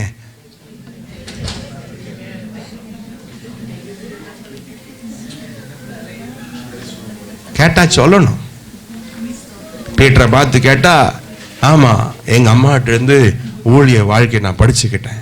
எங்க அப்பா அம்மா 2 பேரும் கவர்மெண்ட் ஸ்கூல் டீச்சர்ஸ். முடிச்சு வருவாங்க, வீட்டில் அவங்கள பார்க்க முடியாது. வந்து டீ குடிச்சோன்னே வேகமா ஊழியத்துக்கு ஓடிடுவாங்க. நான் எங்க பாட்டி தான் என்னை வளர்த்துனாங்க. தக்காளி சாப்பாடு அப்பளம் பொரிச்சு வச்சிருப்பாங்க. இந்த எருமை மாடு மாதிரி புக்கை தூக்கிட்டு வருவேன். மெட்ரிகுலேஷனில் படிக்கும்போது 12 பாடம் 12 சப்ஜெக்ட் கழுத மாதிரி தூக்கி விட்டுருவாங்க. வந்து நிற்கும்போது பயங்கர டயர்டாக இருக்கு. எங்கள் பாட்டி செஞ்சுருப்பாங்க. சாப்பிட்டு ஹோம்ஒர்க் பண்ணிவிட்டு நான் 10 மணிக்கெலாம் படுத்துருவேன். எங்கள் அப்பா வருவார் 11 மணிக்கு. நான் பார்க்கவே மாட்டேன். காலையில் 6 மணிக்கு அவங்க ஜெபம் முடிச்சதுக்கப்புறம் நான் எந்திரிச்சு அவங்க கூட ஜெபம் பண்ணிட்டு 6:30 வரைக்கும் படிச்சுட்டு இருப்பேன். அப்போ தான் பார்ப்பேன். 6:45 எங்கள் அம்மா தோசை சுட்டு கொடுத்து 7 மணிக்கு பஸ் போனால் தான் 9 மணிக்கு 2 பஸ் மாதிரி ஸ்கூலுக்கு போகணும். அவ்வளோதான் எங்கள் அப்பா அம்மாவை நான் பார்த்த நாட்கள். நைட்டு பார்க்க முடியாது, காலில் மட்டும் ஒரு 1 hour பார்ப்பேன். அவங்க மூஞ்சியை முழிப்பேன். டெய்லியும் இப்படி தான். அதுதான் அவங்கள ஆண்டவருக்காக ஓடினதை நான் பார்த்தேன். அதே மாதிரி நானும் ஓடுறேன். நம்ம இடத்துல இருந்து எதையாலும் மற்றவர்கள் கற்றுக்கொள்ளணும். அதுதான் ரபி வாழ்க்கை. கர்த்தர் அதுக்கு தான் நம்மளை படைச்சிருக்கார். சீசன் தான். இயேசுவுக்கு எப்போ சீசன் தான். ஆனா குறிப்பிட்ட காலத்துக்கு பிறகு நம்ம மற்றவர்களுக்கு ரபியாகி மாறணும். ஆமென். நம்மை பார்க்குறவங்க ஏதாவது கற்றுக்கணும், சொல்லணும். சோஃபியா சிஸ்டரா அவங்க ஊழியத்துக்காக எல்லாத்தையும் தியாகம் பண்ணாங்கப்பா. சுகன் பிரதரா அவரு 8 மணி நேரம் தான் வேலை செய்வார், மற்ற நேரம் ஆத்மான்னு ஓடிட்டே இருப்பார். இப்படி சாட்சிகள் நம்மை குறித்து பலர் சொல்லும் போதுதான் நம்முடைய வாழ்க்கை பிரயோஜனமா இருக்குன்னு அர்த்தம். அல்லேலூயா. அவங்கள எப்ப பார்த்தாலும் அந்த மந்தி பிரியாணி கடையில பார்க்கலாம், அவங்கள எப்போ அந்த KFCல பார்க்கலாம். அந்த பிரதரையா அவர் எப்பவுமே அந்த ஸ்டேடியத்தில் உட்கார்ந்து அரட்டை அடிச்சிட்டு இருப்பாரு. நல்ல மாதிரிகளாய் வாழணும். ஆமென். சரி, நெக்ஸ்ட். அப்ப நீங்க ரபியா மாறுவீங்களா? ஆமென். எத்தனை பேர் இப்படி மற்றவங்களுக்கு மாதிரியா வாழ போறீங்க? இன்னைக்கு வாலிப பிள்ளைகள் தடுமாறுறதுக்கு காரணம் என்ன தெரியுமா? அவர்களுக்கு நல்ல மாடல்ஸ் கிடையாது. அதனால தான் they are going behind the false models, wrong models. They don't have the real models. எங்களுக்கு ஒரு நல்ல மாடல் அகஸ்டின் ஜெபகுமார் 23 வயசுல ஊழித்து போகும்போது எனக்கு நிறைய கற்றுக் கொடுத்தார். அவர் இன்னைக்கு அவருக்கு ஒரு செங்கல் கூட கிடையாது. இன்னைக்கு நான் அப்படித்தான் ஓடிட்டு இருக்கேன். 78 வயசு ஆச்சு, இன்னும் அழிஞ்சு போகிற ஆத்மாவுக்காக ஓடிட்டே இருக்கிறாரு. இப்போ பார்த்தீங்களா, அவர் பார்த்து அப்படிதான் பேசிட்டு இருக்காரு. ஒரு முறை அவருக்கு நான் போய் பார்த்துட்டு காணிக்கை கொடுக்கலான்ட்டு கொடுக்குறேன், அவர் எனக்கு காணிக்கை கொடுக்குறாரு. ஆண்டவனை கொடுக்க சொன்னார், நான் வச்சுக்க. பரிசுத்தவான்கள் பாருங்க, வெள்ளை ஜிப்பா போட்டிருக்காரு, காணிக்கை பாக்கெட்ல இருக்கு. யாரோ காலையில கொண்டு வந்து 10 மணிக்கு கொடுக்குறாங்க, 12 மணிக்கு நான் அவரை பார்க்குறேன், இந்த காணிக்கை தூக்கி எனக்கு கொடுக்குறாரு. அந்த காணிக்கை வீட்டுக்குள்ள கூட போகல. அது யாருக்கு மாறுது? அடுத்தவங்களுக்கு மாறுது. இது பரிசுத்தவானுடைய லைஃப் ஸ்டைல். இதெல்லாம் நான் பார்த்தேன்னா வைராக்கியத்தை அவர்கிட்ட படிச்சுக்கிட்டேன். ஊழியத்துக்கு நான் பின்னாடி சொல்றேன், ஒரு நாள்ல ஒரே மனுஷனா ஊழியத்துடைய ஆரம்பத்துல 1 லட்சம் கைப்பிரதிகளை கொடுத்தார். தேர் திருவிழாவில் உபவாசத்துல 100 கிலோமீட்டர் பயணம் செய்து டிராக்ஸ் கொடுத்தார். இதெல்லாம் எனக்கு மாதிரியாய் வைத்திருந்த அவர்கிட்ட நான் படிச்சுக்கிட்டேன். அல்லேலூயா. இன்னைக்கு நமக்கு யாரு மாதிரி? சாம் சுந்தரமையா ஒருத்தர் இருந்தார் சொன்னேன் இல்லையா? அவர் ஒரு நாள் அவருக்கு கொள்கை என்னன்னா, ஞாயிற்றுக்கிழமை மாத்திரம் காணிக்கை எடுப்பாங்க, அதையே பயன்படுத்துவாங்க, யார்ட்டையும் கடன் கேட்க மாட்டாங்க. அப்படி ஒரு நாள் அந்த காணிக்கையை தன்னுடைய மனைவியிட்ட கொடுத்தார். நீ தான் இந்த வாரம் போற என்ன செய்யணும்? குடும்பத்தை பாதுகாத்துக்கணும். அப்பெல்லாம் நம்ம பார்க்குறோமே, Joel Thomas Raj, Gabriel Thomas Raj, அவங்களுடைய அப்பா தாமஸ் ராஜ் அவங்ககிட்ட ட்ரைனிங் எடுத்துட்டு இருந்த காலகட்டங்கள் 1970. அப்போ இந்த அம்மா என்ன செஞ்சாங்க? இவர் ஜெபம் பண்ணிட்டு இருப்பார், பலிபீடத்தில் உட்காந்து ஜெபம் பண்ணிட்டு இருப்பார், பைபிள் படிச்சுட்டு இருப்பார். இந்த அம்மா என்ன செஞ்சாங்க? திங்கக்கிழமை விறகுக்காரன் வந்தான்னு அவர்கிட்ட இருந்து 20 ரூபாய என்ன பண்ணிருச்சு? எப்பவும் விறகு 10 ரூபாய்க்கு விற்குது, இப்ப மனு 5 ரூபான்னு சொன்னோன்னே 20 ரூபாய்க்கு என்னவே வாங்கிருச்சு? விறகே வாங்கிருச்சு. சாயந்தரம் போய் ஐயா நிற்கிற, ஐயா சாப்பாட்டுக்கு காசு. சுந்தரமையா சொன்னார், நம்ம கொள்கைப்படி ஞாயிற்றுக்கிழமை தான் நமக்கு காணிக்கை வந்தாதான் என்னது வருமானம். என்ன புதுசா இருக்குது? எப்பவுமே காசை கொடுத்தா கரெக்டா செலவுன்னு அடுத்த வாரம் தானே வந்து கேட்ப, இன்னைக்கு அடுத்த நாளே வந்து கேட்கறியே. அப்ப அந்த அம்மா சொன்னாங்க, ஐயா விறகுக்காரன் வந்தான், எப்பவும் மனு 10 ரூபா, இப்ப 5 ரூபான்னு சொன்னா 20 ரூபா கொடுத்துருந்தீங்க, அதுல 4 மனு விறகு வாங்கிட்டேன். அப்படியா? சரி, சோத்துறோம். நம்முடைய கொள்கைப்படி யார்ட்டையும் கடன் வாங்கக்கூடாது, யார்கிட்டையும் கைமாத்தும் வாங்கக்கூடாது. நமக்கு வருமானம் அடுத்த வாரம் ஞாயிற்றுக்கிழமை காணிக்கை எடுத்தாதான் காசு. அப்போ நீங்கள் அடுத்த வாரம் வரைக்கும் விறகையே சாப்பிட்டுக்குங்கன்ட்டாரு. பரிசுத்தவான்கள் வாழ்ந்த வாழ்க்கையை பார்த்தீங்களா? வைராக்கியம். இதெல்லாம் எங்களை இன்னைக்கு விசுவாச ஊழியத்தில் நிற்க வைக்குது. 23 வயசுல விசுவாச ஊழியத்துக்குள்ள வந்தோம், இன்னைக்கும் விசுவாசம் தான் ஓடிட்டு இருக்கிறோம். கர்த்தரையே நம்பியே ஜீவிப்போம், கவலை கஷ்டங்கள் தீர்ந்திடும், கைவிடா காத்திடும் பரமனின் கரங்களை நாம் பற்றி கொண்டோம். பரிசுத்தவான்கள் மாதிரிலாம் வாழ்ந்தாங்க. இன்னைக்கு இந்த மாதிரி பரிசுத்தவான்கள் மற்றவர்களுக்கு மாதிரியா இல்லாதனாலதான் எவனோ வேற மாதிரி ப்ரோன்னு அவன் வேற மாதிரியே போயிட்டான். இன்னைக்கு மக்களும் அவங்கள தான் ஃபாலோ பண்றாங்க. they don't have the real models. நம்மை மாடலாய் கர்த்தர் மாற்றுவாராக. ஆமென். சரி, எபிரேயர் 10ஆம் அதிகாரம் 5ஆம் வசனத்துல ஆண்டவர் பிதாவை பார்த்து ஜெபம் பண்றார். சரி, அடுத்தது நம்ம தனிப்பட்ட வாழ்க்கையை குறித்து படிச்சோம், இயேசுடைய தனிப்பட்ட வாழ்க்கை. இப்ப ஆவிக்குரிய வாழ்க்கையை குறித்து படிப்போம். சரிங்களா?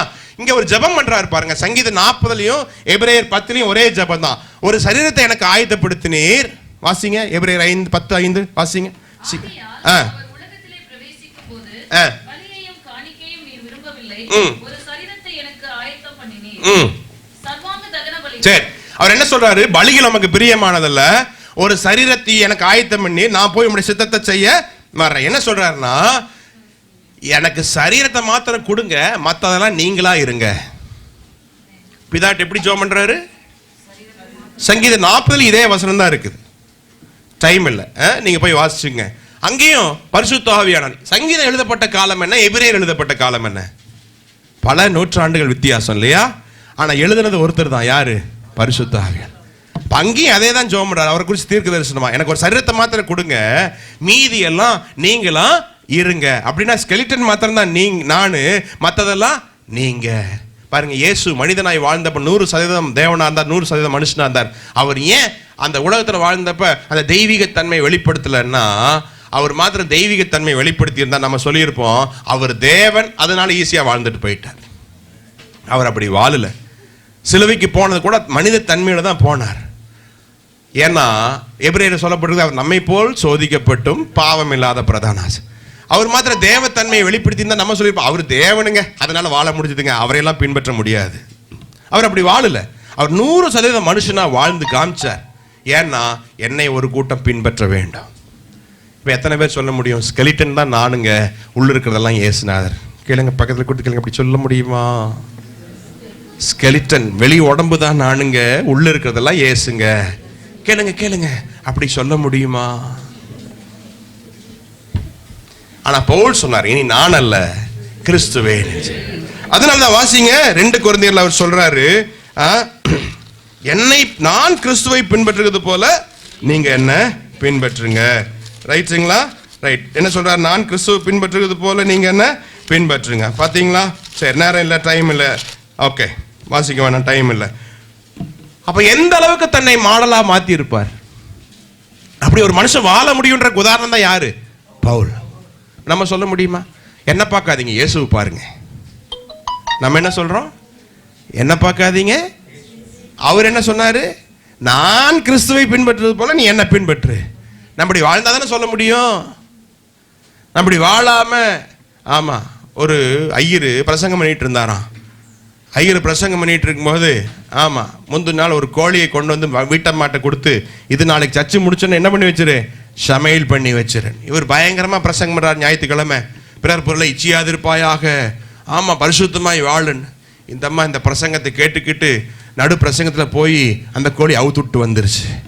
அவுத்துட்டு வந்தோடனே இவர் மத்தியானம் சாப்பாட்டுக்கு உட்காந்துருக்கிறார். பிரசங்கம் எல்லாம் முடிச்சு சாப்பாட்டு உட்காந்து சிக்கன் குழம்பு இருக்குன்னு பார்த்தா வெறும் பருப்பும் ரசம் இருக்குது. கேட்டாராம், எங்கே கோழி? அது சொன்னாராம், நீங்கள் கேட்ட பிரசங்கத்தை நான் கேட்டேன், பிறர் பொருளை இச்சியாதிருப்பாயாகன்னு. நேற்று திருடிட்டு வந்து கொடுத்தீங்க பக்கத்து வீட்டில் இருந்து, அதனால இந்த பிரசங்கம் எனக்கு குத்துச்சு, அதை கழட்டி விட்டு. அவர் சொன்ன, அட முட்டாள், உனக்கில்லடி உபதேசம் ஊருக்கு. எப்படி? உனக்கில்லடி உபதேசம் ஊருக்கு.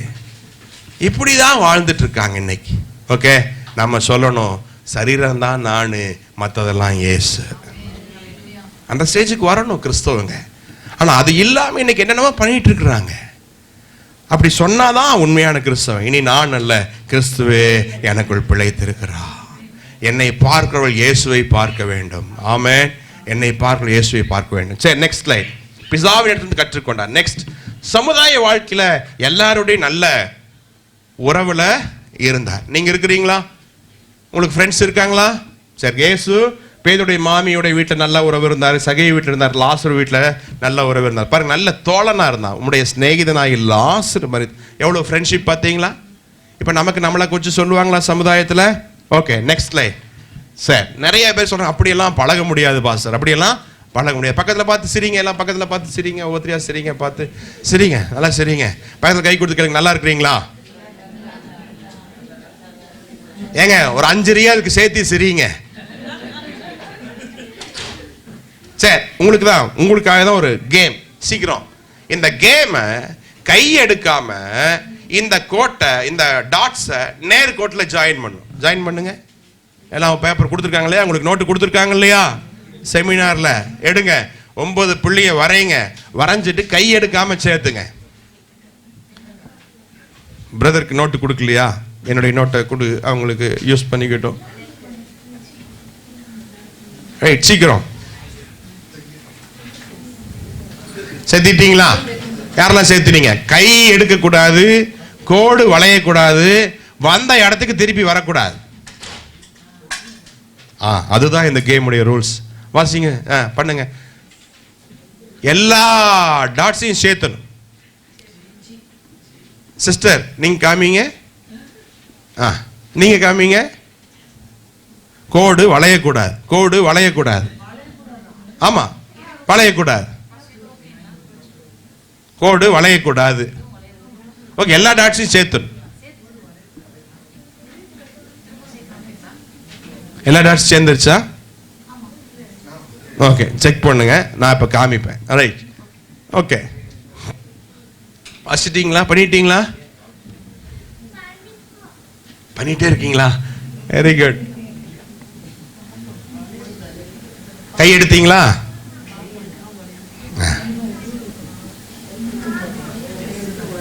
கை எடுக்க கூடாது, கை எடுக்க கூடாது.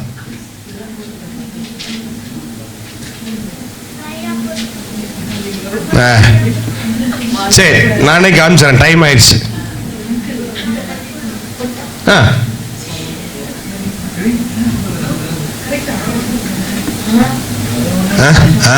அப்படின்னு பார்த்துட்டு இருக்கீங்க.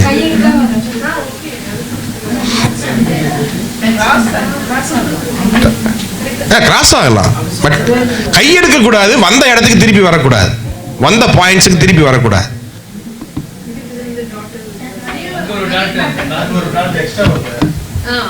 டாட் எல்லாம் எக்ஸ்ட்ரா கிடையாது, எக்ஸ்ட்ரா வரைஞ்சிக்கலாம்.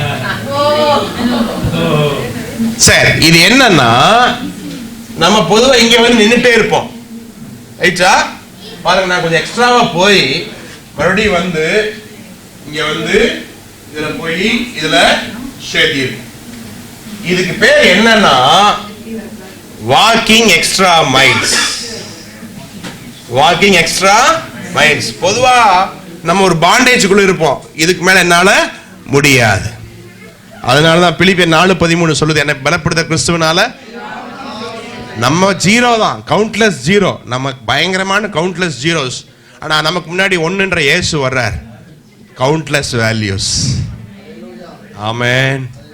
நீங்க கவுண்ட்லெஸ் ஜீரோஸ் தான். நான் சொல்லுவேன், இயேசு உங்களோட இருந்தா கவுண்ட்லெஸ் வேல்யூஸ். நம்ம கொஞ்சம் எக்ஸ்ட்ரா நடக்கணும் இயேசுக்காக. பிரதர், உழைத்து போல வர்றீங்களா? சிஸ்டர், இப்பதான் வந்த வேலையை விட்டு பயங்கர டயர்டா இருக்கு சிஸ்டர். பிரதர், கொஞ்சம் ஊழியத்துக்கு போல வர்றீங்களா? இல்ல சிஸ்டர், என்னுடைய ஃப்ரெண்டு ஷாப்பிங் கூப்பிட்டு இருக்கான், அதனால போகணும். சிஸ்டர், ஊழியத்துக்கு போல வர்றீங்களா? இல்ல, பிள்ளை ஸ்கூல்ல இருந்து வருவா, சூடா தோசை சுட்டு கொடுக்கணும். தோசை விட்டு ஹாட் பேக்ல வச்சு அந்த பிள்ளை சாப்பிடாது பாத்தீங்களா? அது போனா பசி அடங்காது பாத்தீங்களா? சூடா தோசை சுட்டு கொடுக்கணுமா, அதனால ஊழியத்துக்கு வர மாட்டாங்க. சிஸ்டர், எங்க உபாச கூடத்துக்கான? அது சிஸ்டர், ஊர்ல இருந்து மாமா அத்தையெல்லாம் வந்திருந்தாங்க. சாத்தான் எப்படி தெரியுமா வஞ்சிப்பான்? இப்படிதான் வஞ்சிப்பான். எங்க சர்ச்சில் சொல்லி கொடுத்துருக்கேன், ஜப நேரத்தில் யாராவது வந்தா சாவியை கொடுத்துட்டு எல்லாத்தையும் சமையல் பண்ணி வச்சுட்டு சாப்பிடுங்க, 3 மணி நேரத்தில் வந்துறேன்னு சொல்லிட்டு வாங்க. ஆனா நம்ம வல்லமே ஊழியம் பண்ணணும், ஆத்மாவை அப்படியே பயங்கரமா ஆதாயம் பண்ணிடணும். ஒரு சொந்தக்காரங்களை நம்ம விடுறதுக்கு நமக்கு ஆண்டவர் சொன்னாரு, தகப்பனையாவது தாயாவது சகோதரியாவது சகோதரியாவது பிள்ளையாவது மனைவியாவது என்னை காட்டில் நேசிக்கிற எனக்கு பாத்திரம் நல்ல. நம்ம போய் இப்போ விக்கிர காரணம் எல்லாம் செய்ய மாட்டோம். ராமனை கும்பிடுவீங்களா? லட்சுமணனை கும்பிடுவீங்களா? சரஸ்வதி கும்பிடுவீங்களா? கும்பிட மாட்டீங்க. ஆனா நமக்கு நிறைய விக்கிரகம் இருக்குது. இப்போ ஆண்டவர் சொல்றாரு இந்த வைரமணி சிஸ்டர்கிட்ட, உன் பிள்ளையை ஊழியத்து கொடு. அவங்க சொல்றாங்க, நோ நோ நோ, என் பிள்ளை டாக்டர் ஆக்குவேன். அப்ப ஆண்டவரோட யாரை நேசிக்கிறோம்? ஆண்டவர் வைக்க வேண்டிய இடத்துல வேற யாராவது வச்சீங்கன்னா அதுதான் விக்கிரகம். வேற ஒன்றும் விக்கிரகம் எல்லாம் உங்களுக்கு வேண்டியதே இல்லை. ஆண்டவரை வைக்கிற இடத்துல வேற யாராவது வச்சா அதுதான் உங்களுக்கு விக்கிரகம். அது உங்க பிள்ளையா இருக்கலாம், உங்க வீட்டுக்காரரா இருக்கலாம், உங்க மனைவியா இருக்கலாம், உங்க சொந்தக்காரரா இருக்கலாம், உங்க தம்பியா இருக்கலாம், அண்ணனா இருக்கலாம், யாராவது இருக்கலாம். இயேசு வைக்க வேண்டிய இடத்த உங்க வீட்டுக்காரர் கொடுத்தா உங்க வீட்டுக்காரர் தான் உங்களுக்கு விக்கிரகம். இயேசு வைக்க வேண்டிய இடத்துல உங்க வீட்டுக்காரம்மா வச்சீங்கன்னா அவங்க தான் விக்கிரகம். பிரதர், எங்க காத்திருப்பு கூட்டம் வேத பாட கூட்டத்துக்கு காணோம். அது பாஸ்டர், என் மனைவி ஷாப்பிங் போகணும்னு சொன்னாங்க, அதனால போயிட்டோம். இப்ப விக்கிரகம் யாரு? மனைவி தான். நிறைய பாஸ்டர்களுக்கு இப்ப விக்கிரகமே மனைவி மார்க்க தான், வேற யாரும் கிடையாது. சரஸ்வதியும் கிடையாது, லட்சுமியும் கிடையாது. விக்கிரகம் வீட்டம்மா தான். நமக்கு இயேசு தான் உயர்ந்தவர். அல்லேலூயா. சரி, ஓகேவா? நெக்ஸ்ட். Right, okay. இப்போ உங்களுக்கு மார்க் போட்டுக்குங்க. நீங்க முந்தின மறுபடியும் முந்தின ஸ்லைட், அந்த ஸ்லைடுக்கு வாங்க. சோல் சென்டர் லைஃப்ல உங்களுக்கு எத்தனை மார்க் கொடுக்கலாம்? 30 மார்க் கொடுக்கலாமா? 40 to 50 கொடுக்கலாமா? 70 கொடுக்கலாமா? 90 கொடுக்கலாமா? எத்தனை மார்க் கொடுக்கலாம் உங்களுக்கு? கேளுங்க பக்கத்துல உங்க மார்க் எத்தனை? சோல் சென்டர் லைஃப்ல உங்க மார்க் எத்தனை? கேளுங்க. ஆத்துமாவை மையப்படுத்தி வாழ்றது எத்தனை? 30 மார்க்கா? 50 மார்க்கா? 70ஆ? 90ஆ? யாரெல்லாம் 90? பார்த்தீங்களா? மார்க் வரமாட்டேங்குது, மார்க்கு வரமாட்டேங்குது. ஆனா நாமளும் பாடுறோம், இன்னும் கொஞ்சம் காலம்தான் இயேசு ராஜா வருவார், இன்னும் கொஞ்சம் காலம்தான். மோட்சலோகம் போக மாட்டோம், மோசலோகம் தான் போவோம். மார்க் 50க்கு மேல வர மாட்டேங்குது, 70க்கு மேல வர மாட்டேங்குது. மோட்சலோகம் போறதா? எங்க போறது? எப்படி போறது? அறையில் ஆடினாதான் அம்பலத்தில் ஆட முடியும். சரிங்களா? ஆண்டவர் வர்றாரு, ஒரு கூட்ட ஆத்துமாக்களோட அவரை நம்ம சந்திப்போம். சரிங்களா? நெக்ஸ்ட். சரி, ரிலேஷன்ஷிப். நிறைய ரிலேஷன்ஷிப் இருக்கு. ஓகே, இயேசுவுக்கும் மனுஷனுக்கும் உள்ள உறவு. சரிங்களா? இயேசுவுக்கும் மனுஷனுக்குள்ள உறவு. இயேசு தான் ஒரே சிருஷ்டிகர், இயேசு தான் ஒரே ரட்சகர், இயேசு தான் ஒரே தெய்வம், இயேசு தான் ஒரே வழிகாட்டி, இயேசு தான் ஒரே நியாயம். ஏன் மனுஷன் மேல அக்கறைப்படணும்னா இதனால தான் நம்ம அக்கறைப்படணும். இந்த உலகத்துல இயேசுவை தவிர அவனுக்கு ரட்சகர் யாருமே. யோசிச்சு பாருங்க, இப்ப இந்த ஸ்லிக் ஹாஸ்பிட்டல் மட்டும்தான் இருக்குது. முழு தோஹாவுக்கும் கொரோனா வந்துருச்சு, எப்படி இருக்கும் நிலைமை? Speak life in Christ hospital மாத்திரம் தான் இருக்கு. முழு தோஹாவுக்கும் கொரோனா வந்துருச்சு, எப்படி இருக்கும் சிச்சுவேஷன்? அப்படித்தான் இருக்குது. ஒரே ஹாஸ்பிட்டல், லட்சங்களுக்கு கோவிட். எவ்வளவு பரிதாபமான சூழ்நிலை. முழு உலகத்துக்கும் ஒரே ரட்சகர் இயேசு மாத்திரம்தான். இதை நம்ம உணர்ந்திருக்கிறோமா? இதை நம்ம உணர்ந்திருக்கிறோமா? உணர்ந்தா நம்ம சும்மா இருக்க மாட்டோம், ஓடி ஓடி சொல்லுவோம். பரிதாபத்தை உணர்ந்திருக்கிறோமா? மறுடைய பரிதாப நிலைமை நம்ம உணர்ந்திருக்கிறோமா? அவங்களுக்கு இயேசுன்ற ரட்சகரை தவிர வேற வழியே இல்லை. அவங்களுக்கு அதை சொல்றதுக்கும் உங்களை விட்டா வேற யாரும் இல்லை. இயேசுநாதருக்கு உங்களை விட்டா வேற ஆள் இல்லை, அவங்களுக்கும் இயேசுவை காமிக்கிறதுக்கு உங்களை விட்டா ஆள் இல்லை. யோசிச்சு பாருங்க, எவ்வளவு பரிதாபமான நிலைமையில மக்கள் இருக்கிறாங்க. இந்த நிலைமை நாம் அறிந்திருக்கிறோமா? நாம் எத்தனை பேர் உணர்ந்திருக்கிறோம்? ஆனா நம்முடைய மனக்கண்களை திறக்கட்டும். அவங்களுக்கு ரட்சிப்பை சொல்றதுக்கு நம்மளை விட்டா வேற யாரும் கிடையாது. இயேசுநாதருக்கு உங்களை தவிர வேற யாரும் கிடையாது. இயேசுநாதர் திருப்பி உலகத்துல இனி வந்தா நியாயாதிபதியா தான் வரப்போறார், ரட்சகரா வரமாட்டார். ஆனா உங்களுக்குள்ள இயேசு நடமாட விரும்புகிறார். இருக்கிற அஹமது ஹாஸ்பிட்டல்ல தோஹால உங்களை பார்க்கிறவங்க இயேசு போறாருன்னு சொல்லணும். இயேசு போறார், இயேசு போறார், இயேசு போறார், இயேசு போறார், இயேசு போறார். அதுக்கு தான் கர்த்தர் கேட்டாரு, நீ உடம்பாரு, மீதி நானா இருக்கிறேன். இன்னைக்கு எத்தனை பேர் அதுக்கு ரெடி? உங்களை பார்க்கிறவங்க இயேசுவை பார்க்கணும். சரிங்களா? Right, okay. இன்னைக்காவது பரிதாபம் வரட்டும். Right, okay. Next next. சரி, இயேசுடைய கட்டளையை பற்றி தெரிந்துக்கணும். நிறைய கட்டளை கொடுத்தார். கடைசியா கட்டளை என்ன கொடுத்தார்? ஞாபகம் இருக்கா? மறந்தாச்சு. என்ன? கத்தார் ஃபிளைட் ஏற நேரத்தில் சொன்னார் பாஸ், அதனால நாங்கள் மறந்துட்டோம். எல்லா கட்டளையும் ஞாபகம் வச்சிருக்கீங்களா? அதை ஏன் மறந்தீங்க? நீங்கள் புறப்பட்டு போய் சகல ஜாதிகளையும் சீஷராக. Okay, next slide. சரி, ஒரு நல்ல குணங்கள் சீஷனுக்கு என்ன வேணும்னு. ஓகே, நான் வேகமா போறேன். ஓகே, சரி, நெக்ஸ்ட் ஸ்லைட். நல்ல குணங்கள், நல்ல குணங்கள், முக்கியமான குணங்கள் என்ன? அவன் சுய வெறுப்பு. எதெல்லாம் வெறுக்கணும்? தன்னை வெறுக்கணும், உறவுகளை வெறுக்கணும், உலகத்தை வெறுக்கணும். 1 யோவான்ல சொல்லப்பட்டிருக்கிறது, உலகத்திலும் உலகத்தில் உள்ளவைகளிலும் அன்பு கூறாதர். ஒருவன் உலகத்தில் அன்பு கூர்ந்தால் அவனிடத்துல. ஒருத்தன் வந்தானா பெரிய ஹிப்பி முடியை வச்சுட்டு, சாரால் நவரோஜி அம்மாட்டு, எனக்கு ஞானஸ்நானம் கொடுங்க. அவங்க சொன்னாங்களா, உனக்கு ஞானஸ்நானம் கொடுக்குறேன், ஆனா ஒருவன் கிறிஸ்துவுக்குள் இருந்தால் பழையவைகள் எல்லாம் ஒழிந்து போயின, எல்லாம் புதிதாக இருக்கன. அவன் சொன்னானா, உயிரே போனாலும் இந்த முடியை நான் வெட்ட மாட்டேன். அந்த காலத்தில் ஃபங்க் வச்சிருப்பாங்க இல்லையா? ஆமாம், தெரியுமா? அப்படி ஆட்டிட்டு இருப்பான். அவன் சொல்லிட்டு போனான், உயிரே போனாலும் ஃபங்கை வெட்ட மாட்டேன். அவங்க கொஞ்சம் பேர் 10 பேர் கூடி இருந்தாங்க. அவங்கெல்லாம் போய் ஞானசாரம் எடுத்துட்டு வந்துட்டாங்க. ஞானசாரம் எடுத்த பிறகு அந்த அம்மா உட்காந்து ஜெபம் பண்ணிட்டு இருந்தாங்க. நன்றி சொல்லிட்டு போலான்னு எல்லாம் உட்காந்து நன்றி சொல்லும்போது ஒரு வசனம் சொன்னாங்க. கொலேசியர் 3ஆம் அதிகாரத்தில் 3ஆம் வசனம் இப்படி இருக்குது. நம்ம அது வாசிங்க. கொலேசியர் 3:3.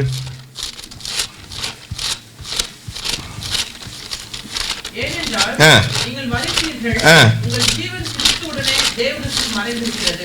அடுத்த வசனம். நம்முடைய ஜீவனாகிய கிறிஸ்து வெளிப்படும்போது நீங்களும் அவருடைய கூட மகிமையிலே வெளிப்படுவீர்கள். அவர் சொன்னாரா, நம்ம உயிரெல்லாம் யாரோட மறைஞ்சிருக்குது? கிறிஸ்துவோட.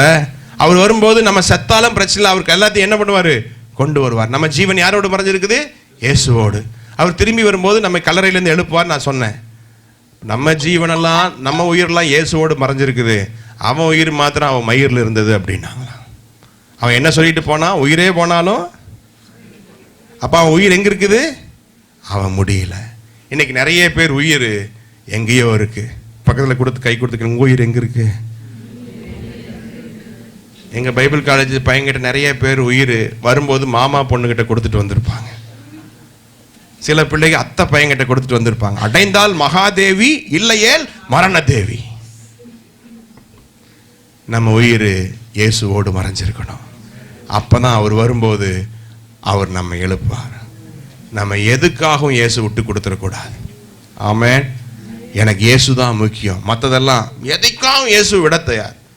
23 வயசுல விட்டேன். இன்னைக்கும் எனக்கு சிம்பிள் லைஃப் ஸ்டைல் தான் வச்சிருக்கிறேன். காலையில் ஒரு 4 இட்லி, மதியானம் கொஞ்சம் சாப்பாடு பொரியல், நைட்டில் ஒரு 3 சப்பாத்தி 4 சப்பாத்தி, அவ்வளோதான். இதை தவிர எவ்வளவு ஆயிரங்களை எங்களை கொடுத்தாலும் கோடிகளை கொடுத்தாலும் எல்லாம் அழிஞ்சு போகிற ஆத்மாவுக்கு. ஒரு ஸ்டூடெண்ட்டை படிக்க வைக்கிறதுக்கு 3 வருஷத்துக்கு 1.5 லட்சம் ரூபா செலவு பண்ணுறோம். இலவசமாக தான் படிக்க வைக்கிறோம். எந்த நம்பிக்கையில் படிக்க வைக்கிறோம்? இதெல்லாம் ஒரு நாள் ஆத்மாவாய் மாறும். ஒரு காசு நாங்கள் ஸ்டூடெண்ட்ஸ் வாங்குறதில்ல. ஏன்னா அவங்களுக்கு பெற்றோர்கள் அப்பா அம்மா இருக்க மாட்டாங்க, சிலருக்கு அப்பா இருக்க மாட்டாங்க. ஆனால் அவங்கள எடுத்து 3 வருஷம் படிக்க வைக்கிறோம். இயேசுடைய அன்பை சுமந்து செல்றதுக்கு ஒரே நம்பிக்கை, இந்த லட்சங்கள் எல்லாம் ஒரு நாள் ஆத்மாவாய் மாறும். நான் சொல்லுவேன், அதை பார்க்கறதுக்கு நான் இருக்கலாம், இல்லாமல் இருக்கலாம், பரலோகத்திலிருந்து நான் பார்ப்பேன். என்னுடைய பிள்ளைகள் சத்தியத்தில் நடந்த ஆத்துமாக்களை ஆதாயம் செய்யும்போது நான் ஓடுன எல்லா அலைச்சல்களும் ஆத்துமாக்களாய் மாறி இருக்கும். நாங்கள் எங்கள் பிள்ளைங்களோட தான் சேர்ந்து சாப்பிட்றோம். ஹாஸ்டல் சாப்பாடு தான் சாப்பிட்றோம். ஹாஸ்டல் சாப்பாடு உங்களுக்கு தெரியும், மெனு தான், உப்புமா, பொங்கல், இட்லி, அதை தான் சேர்ந்து சாப்பிட்றோம். ஏன்னா அகஸ்டின் ஜெயக்குமார் நான் கற்றுக்கிட்டேன், நீ மாதிரியா இருக்கணும்னா நீ முதல்ல நல்லா ஒழுங்கா இருக்கணும். அவர் எனக்கு மாதிரியா இருந்தார். இன்னைக்கு இந்த ஸ்டூடெண்ட்ஸுக்கு நாங்கள் விரும்பினா என்ன வேணா சாப்பிடலாம். ஆனால் அவங்க என்னை பார்க்குறாங்க, ஏன் இதை செய்கிறாங்க?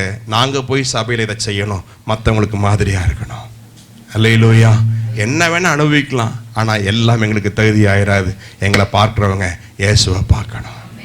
ஆமென். இன்னைக்கு நான் ரெஸ்டாரண்ட் போகிறதில்ல.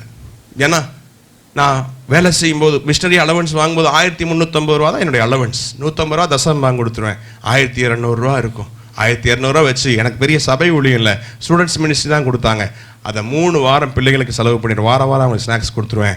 கடைசி வாரம் நிறைய நேரங்களில் பட்டினியாக இருந்திருக்கிறேன். சில நேரங்களில் பொரிய மாத்திரம் சாப்பிட்டு இருந்திருக்கிறேன், தண்ணி குடிச்சிட்டு. 1ஆம் தேதி அலவன்ஸ் கிடைக்கும்னு வெயிட் பண்ணிட்டு. ஆனால் அன்னைக்கு எனக்கு புரியல ஆண்டவர் ஏன் என்னை பட்டினியாக நடத்தினார். ஆனால் இன்னைக்கு எனக்கு புரியுது, அநேகரை போஷிக்க கர்த்தர் என்னை பட்டினியாக நடத்தினார். பசுடைய அருமையை தெரிந்துக்க, பசுடைய கொடுமையை தெரிந்துக்க. நான் வேலை செய்யும்போது ஐடியில் இருக்கும்போது ஒவ்வொரு வாரம் ரெஸ்டாரண்ட் போவேன். வாரம் 250 ரூபா 300 ரூபா செலவாகும். 4 வாரத்துக்கு 1200 ரூபா செலவாகும். பணித்தளத்துக்கு போன பிறகு தான் தெரிஞ்சது, நம்ம 4 நாள் சாப்பிட்ட காசு இருந்தா இங்கே 1 மாதம் ஒரு மிஷினரி வாங்கி ஏசு நல்லவர்னு ஊரெல்லாம் சொல்லிட்டு இருப்பான். அன்னைக்கு நிறுத்தின ரெஸ்டாரண்ட் போகிறது. இனி எனக்கு ரெஸ்டாரண்ட் வேண்டாம். நான் சிலுவையில் அறையுண்டிருக்கிறேன். நான் உலகம் எனக்கு சிலுவையில் அறையுண்டிருக்கிறது. இன்னைக்கு ஒரு சிம்பிள் லைஃப் ஸ்டைலை வச்சுக்கிட்டு மீதி எல்லாம் கத்தருக்கு.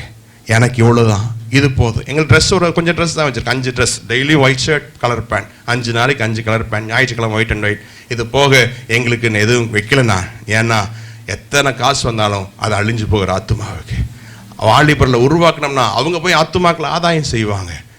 காரணம், இந்த உலகம் சீக்கிரம் அழுகிய போயிடுது. அல்லேலூயா. இப்படிப்பட்ட சிந்தையோடு நம்ம வாழுவோம். சரிங்களா? சரி. அப்போ அடுத்தது இயேசுவை நேசித்தல்னா, இயேசுவை நேசிக்கணும், இயேசு படைச்ச ஆத்துமாக்களை நேசிக்கணும், இயேசுவின் அடிச்சுவடுகள் நடக்கணும். 1 யோவான் 2:6 சொல்லுது, என்னை நிலைத்திருக்கிறேன் என்று சொல்லுகிறவன் நான் நடந்தபடியே தானும் நடக்கணும். ஆங்கிலத்தில் சொல்லப்பட்டிருக்குது just as he walked. எப்படி இயேசு நடந்தாரோ அப்படியே. சரிங்களா? Okay, next slide. Okay, so இதிலெல்லாம் இயேசுவுக்கு சீஷனுக்குள்ள உறவை பற்றி பேசியிருக்கு. தேவன், தகப்பன், ரட்சகர், நண்பர், நியாயாதிபதி, மணவாளன். சரி, இந்த உறவெல்லாம் உங்களுக்கு எவ்வளோ மார்க் கொடுக்கலாம்?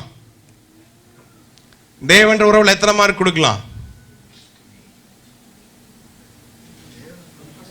100 மார்க் வேணா கொடுக்கலாம். கரெக்டாக சர்ச்சுக்கு வந்துடுறோம் இல்லையா? சரி, அப்பான்ற ரிலேஷன்ஷிப்ல எவ்வளோ மார்க் கொடுக்கலாம்? 100 கொடுக்கலாமா? ஏங்க 2 பேர் இருந்தானுங்க, ஒருத்தன் போறேன்னா போவே இல்லை, ஒருத்தன் போக மாட்டேன்னா போயிட்டான். அப்பான்றோம், அப்பா சொல்றது செய்யறமா, ஆனா 100 மார்க். நான் MTH படிக்கும்போது எங்க பேப்பருக்கு கைடிட்டு அனுப்புவோம். முதல்ல அவங்க என்ன சொன்ன, நீங்க மார்க் போட்டு கொடுங்க அப்படிம்பாங்க. உங்க பேப்பருக்கு நீங்க எவ்வளவு வேல்யூ பண்றீங்க, நாங்க 85 90ன்னு போட்டு கொடுப்போம். அவங்க திருத்தி அனுப்புவாங்க 45 50ன்னு. தலையை சொரிஞ்சுக்கும், நம்ம மதிப்பு அவ்வளோதானா. வீட்டில் போய் கொஞ்சம் நல்லா மார்க் போடுங்க. அமெரிக்காவில் ஹஸ்பண்ட் ஒய்ஃபுக்கு பேர் ஹனின்னு கூப்பிட்டுக்குவாங்க. அங்கே ஒரு ஹோம்ஒர்க் கொடுத்துட்டு வந்தேன். வீட்டுக்கு போய் இன்னைக்கு மார்க், ஒவ்வொரு ஹனியும் அந்த ஹனிகிட்ட மார்க் போட்டு சொல்லிட்டு தான் தூங்கணும். அதனால் இங்கேயும் நிறைய ஹனிஸ் வந்திருக்கிறீங்க. வீட்டுக்கு போய் உங்கள் மார்க்கு, உங்கள் ஹனி அட்ட கேளுங்க, ஹனிகிட்ட கேளுங்க, என் மார்க் எவ்வளவு, தேவன்ற சப்ஜெக்டில் எவ்வளோ மார்க் எனக்கு போடலாம், தகப்பன்ற சப்ஜெக்டில் எவ்வளோ போடலாம், ரட்சகன்ற சப்ஜெக்ட் எவ்வளோ போடலாம், நண்பன்ற சப்ஜெக்டில் எவ்வளோ போடலாம், 600க்கு மார்க் போடுன்னு சொல்லிட்டு அந்த ஹனிக்கு நீங்கள் மார்க் போடுங்க. 2 பேரும் ஹனீஸ் இன்னைக்கு சாயந்தரம் ஆமாம் ஹோம்ஒர்க், ஆமாம் மார்க் போட்டுக்கிட்டு தான் தூங்க போகணும். சரியா? ஹனீஸ் எல்லாம் யாராவது வந்திருக்கிறீங்க, ஹஸ்பண்ட் ஒய்ஃபா யாராவது வந்திருக்கிறீங்க? 1 2 ஓகே, நிறைய ஹனீஸ் உட்கார்ந்துருக்கீங்க. தயவுசெய்து வீட்டில் போய் அதை என்ன செய்யுங்க, மார்க் போடுங்க. Okay, next. ரைட், ஓகே தான், டைம் இல்லை. Okay next sir. Okay next. சரி நெக்ஸ்ட். ஓகே, ஒரு சீஷனாய் மாற்றதுக்கு ஆண்டவர் 6 ப்ராசஸ் ஃபாலோ பண்றார். பிரித்தெடுக்கிறார், அழைக்கிறார், தொடர்பு படுத்துறார், பயிற்றுவிக்கிறார், சோதிக்கிறார், பயன்படுத்துறார். எத்தனை பேர் ஆண்டவருக்காக பயன்படுத்த விரும்புறீங்க? சரி, நான் நெக்ஸ்ட் லைன் இதை சுருக்கமாக சொல்கிறேன். பாஸ்டர்ஸ் டீச் பண்ணும்போது ஆமாம் ஒரு பாத்திரத்தை எப்படி உண்டாக்குறாங்க அப்படின்றக்காக ஒரு குயவங்கிட்ட போயிருந்தேன். எப்படியா ஒரு பாத்திரத்தை செய்கிறேன். அப்போ அவன் எனக்கு சொன்ன காரியத்தை வச்சு நான் அந்த டயக்ராம் போட்டேன். அவன் சொன்னான், முதல்ல களிமண்ணை செலக்ட் பண்ணுவோம்னா. எல்லா மண்ணும் செலக்ட் பண்ண முடியாது, நாங்கள் டிராக்டரில் போய் குறிப்பிட்ட இடத்துல தான் எடுத்துகிட்டு வருவோம்னா. அப்போ எல்லாரையும் இன்னைக்கு நீங்கள் மாத்திரம் வந்திருக்கிறீங்க, கர்த்தர் உங்களை செலக்ட் பண்ணியிருக்கிறார். பக்கத்தில் கை கொடுத்து சொல்லுங்க, கர்த்தர் உங்களை செலக்ட் பண்ணியிருக்கிறார். நீங்க ஏதாச்சியா வரல, கர்த்தர் உங்களை செலக்ட் பண்ணி கூட்டு வந்திருக்கார். செலக்ட் பண்ண மண்ணில் அடுத்தது என்ன செய்வாங்க அப்படின்னா, தண்ணியோட கலக்கி அந்த மண்ணை நல்லா மிதிப்பாங்க. எதுக்குன்னா உள்ளுக்குள் இருக்கிற கல், அந்த செத்தன்னு சொல்றாங்க, செத்தனா டஸ்ட், அதெல்லாம் போறதுக்கு. அதை மிதிச்சு மிதிச்சு மிதிச்சோன்னே அது பாருங்க கையில உருட்டுறாங்க பார்த்தீங்களா, அந்த பக்குவம் வந்துருச்சு. எங்க ஊர்ல ஒரு மைசூர் பாகு இருக்கு, கிருஷ்ணா ஸ்வீட்ஸ்ல. அந்த மைசூர் பாகு நீங்க சாப்பிட்டு பாருங்க. நீங்க அங்க கோயம்புத்தூர் வந்தீங்கன்னா வாயில வச்சாவே என்ன ஆயிரும். நீங்க கல்யாணத்துக்கெல்லாம் போயிருக்கீங்களா, மைசூர் பாகு சாப்பிட்றீங்களா? தமிழ்நாட்டில் கூடவே ஒரு சுத்தி எடுத்துட்டு போகணும். அந்த மைசூர் பாகு சாப்பிட்றேன். 2 மைசூர் பாகு தான், என்ன வித்தியாசம்? இந்த மைசூர் பாகு என்ன குவாலிட்டின்னு கேட்டால் அமெரிக்கால இருந்து இம்போர்ட் பண்றான் கோதுமை மாவு. ரைட்டா? அப்போ ஒரு நல்ல பாத்திரமா வணையணும்னா நம்ம கிட்ட இருக்கிற தேவையில்லாத செத்தைகள் வெளியில போகணும். ஆண்டவர் நம்மளை மிதிப்பார். சில நேரங்களில் மனுஷரை தலையின் மேல் மீறி ஏறி போக பண்ணினீர். அவர் மிதிக்கும் போது ஐயோ மிதிக்கிறாங்க அப்படின்னா நம்ம எதா மாற முடியாது, ஸ்மூத்தா மாற முடியாது. நம்மளை சித்து மிதிக்கும் போது தான் நம்ம கிட்ட இருக்கிற நகையாசை வெளியில போகும். நம்மளை மிதிக்கும் போது தான் புடவையாசை வெளியில போகும். நம்மளை மிதிக்கும் போது தான் ஆமா உல்லாசம் வெளியில போகும். நம்மளை மிதிக்கும் போது தான் எல்லாம் வெளியில போய் இப்ப பாத்திரமா மாறுறதுக்கு ரெடி ஆயிட்டீங்க. அடுத்தது உங்களை எங்க ஏத்துறாங்கன்னா திரிகையில ஏத்துறாங்க. திரிகையில ஏத்தி எஜமான் ஒரு ஸ்டைல் வச்சிருப்பார், அதுக்கு ஏத்த மாதிரி இழுப்பார், அதுக்கு ஏத்த மாதிரி அமுத்துவார். ஆமா, இப்ப சோஃபியா சிஸ்டர் தீர்க்கதரிசியா மாத்தணும்னா அவரு கொஞ்சம் இழுப்பார். எப்படி? போய் 21 நாள் உபவாசம் பண்ணும்பார். ஆண்டவரே, அந்த சிஸ்டர் ஃபெலோஷிப்ல இருக்காங்க, அவங்களை எல்லாம் விட்டுட்டீங்க, என்னை மாத்திரம் பிடிச்சிருக்கிறீங்கன்னா உங்களை கர்த்தர் ஒரு நோக்கம் வச்சிருப்பார், உங்களை தீர்க்கதரிசியா மாத்தணும்னு. அதனால பிடிச்சு இழுப்பார். சில நேரங்களில் பிடிச்சி அமுத்துவார். அவருக்கு தெரியாது, அவருடைய டிசைன் என்னன்னு நமக்கு தெரியாது. சரிங்களா? பாருங்க, வச்சு ஏத்தி காய வைக்கிறாங்க. காய வச்சு ஆமா இப்ப 2 கொஞ்சம் லைட்டா காய வச்சு 7 நாள் சூரிய ஒளியில காய வைக்கிறாங்க. அதுக்கு பிறகு சூளைக்கு அனுப்புறாங்க. ரைட்டா? சிலது ஏமாத்திட்டு வந்திருக்கும், கல்லெல்லாம் ஏமாத்திட்டு வந்திருக்கும். என்ன ஆயிரும்னா இங்க டேமேஜ் ஆயிரும். அப்ப நான் கேட்டேன், இது என்ன பண்ணுவீங்கன்னு கேட்டேன். அவர் சொன்னார், மறுபடியும் முதல்ல இருந்து பிணைஞ்சு வருவோம்.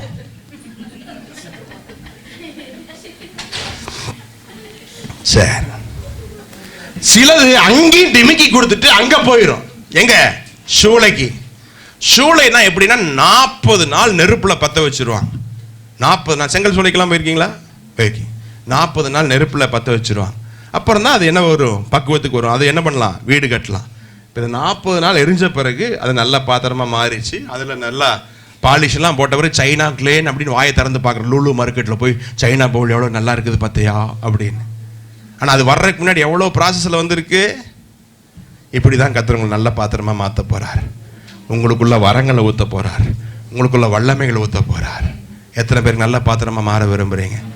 1 தீமோத்தேயுல சொல்லப்பட்டிருக்குது, ஒருவன் இவைகளை விட்டு சுத்திகரித்து கொண்டால் அவன் எஜமானுக்கு உபயோகமான கனத்துக்குரிய பாத்திரம்.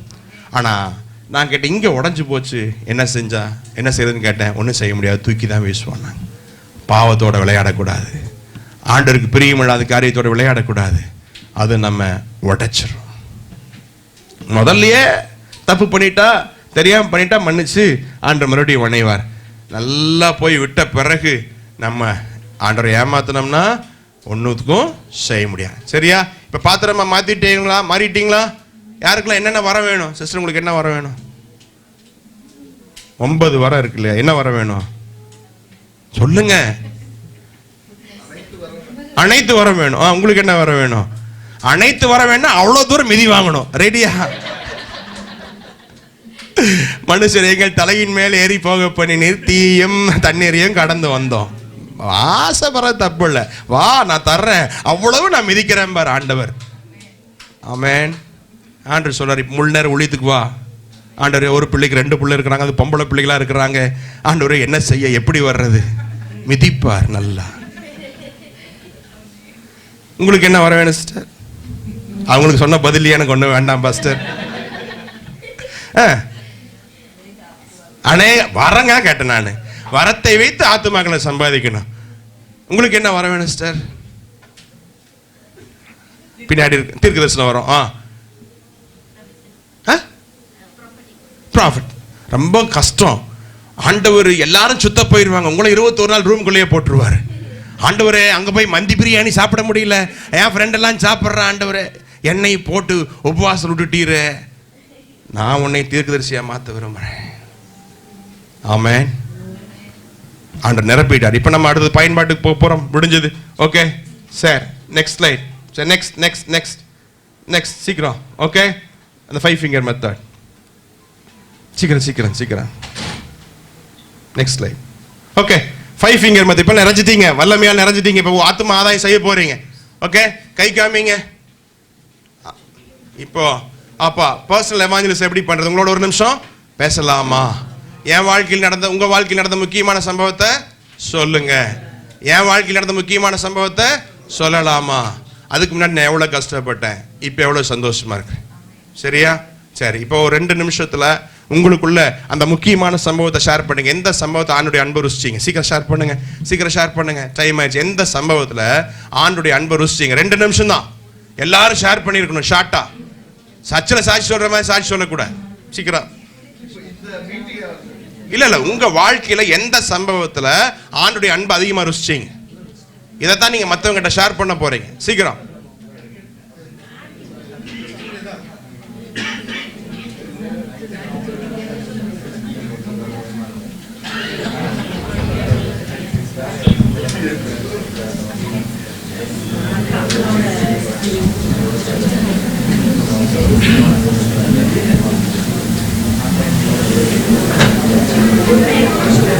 பீட்டர் யாருமே ஷேர் பண்ண மாட்டேங்க. பீட்டர் பக்கன்னு உட்காந்து இருக்காப்ல.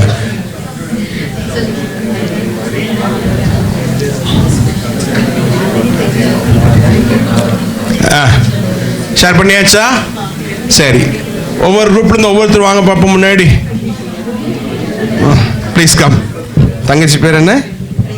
பிரைசி. Praisy please come. Please please please எல்லாம் கை தட்டுங்க, அவங்களுக்கு கை தட்டுங்க. ஆமா, பிரைசி இஸ் கமிங் ஃபார்வர்ட். சொல்லுங்க பாப்போம், எந்த சம்பவத்தில் ஆணுடைய அன்பு அதிகமா ருசிச்சிங்க? அங்க சொல்லணும், அங்க சொல்லணும்.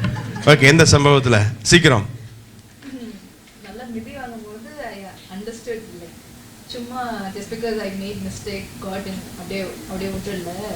He's like very concerned about me, that he's giving me slaps and beatings அப்படின்ட்டு. Every time I go through something very hard, அப்போ I experienced his love. அம்மா மாதிரி அப்பா மாதிரி. Because parents teach kids or அவங்க எப்போ அடிப்பாங்கன்னா because they have to change அப்போதான். So in that way I experienced. Okay, very good. Yeah, okay, கை தட்டுவோம். Okay, next group. Sister ஷார்ப்பா ஒரே நிமிஷத்துல சொல்லணும், எந்த சம்பவத்தில் ஆண்டோடைய அன்பு அதிகமா ருசிச்சீங்க? பரலோகத்துக்கு பேக்ல இருந்தா கூப்பிடுவாரு ஆண்டவர். ஆக்சுவலா நாங்க 2 பேர் ஷேர் பண்ணல. சிஸ்டர் கலையை பற்றி சொன்னா, அவங்க ஹஸ்பண்டுக்கு வேலைக்காக போயிருந்தாங்க இன்டர்வியூக்கு. ஆக்சுவலா அவருக்கு கிடைக்காத அந்த வேலை நினைச்சிருக்கும் போது அவங்க ஹஸ்பண்டுக்கு அந்த வேலையை கொடுத்துருக்காங்க. அவர் எதிர்பார்க்காத ஒரு வேலையை அவங்க எடுத்துக்கிறதுனால அவங்க ரொம்ப சந்தோஷப்பட்டு ஆண்டோடைய அன்பு அவங்க ருசிச்சாங்கன்னு சொல்லி சொன்னாங்க. அவங்க ஹிந்து தான் இருந்தாலும் அவங்க ஆண்டோரை நம்பர்னால ஆண்டோர் அவங்க ஹஸ்பண்ட் கொடுத்த வேலையை மொத்தமாக ஆண்டோரை அதிகமாக ருசி பார்த்ததாக அவங்க இடத்துல ஷேர் பண்ணாங்க. கர்த்தருடைய நாம மகிமை. இது அவங்க வயிற்றுக்கு நீங்க சாப்பிட்ற மாதிரி இருக்கு. அவங்கள தான் வந்து ஷேர் வாங்க சிஸ்டர், நீங்க வந்து ஷேர் பண்ணுங்க. ஓகே, அவங்களுக்கு ஒரு கை தட்டலாமா?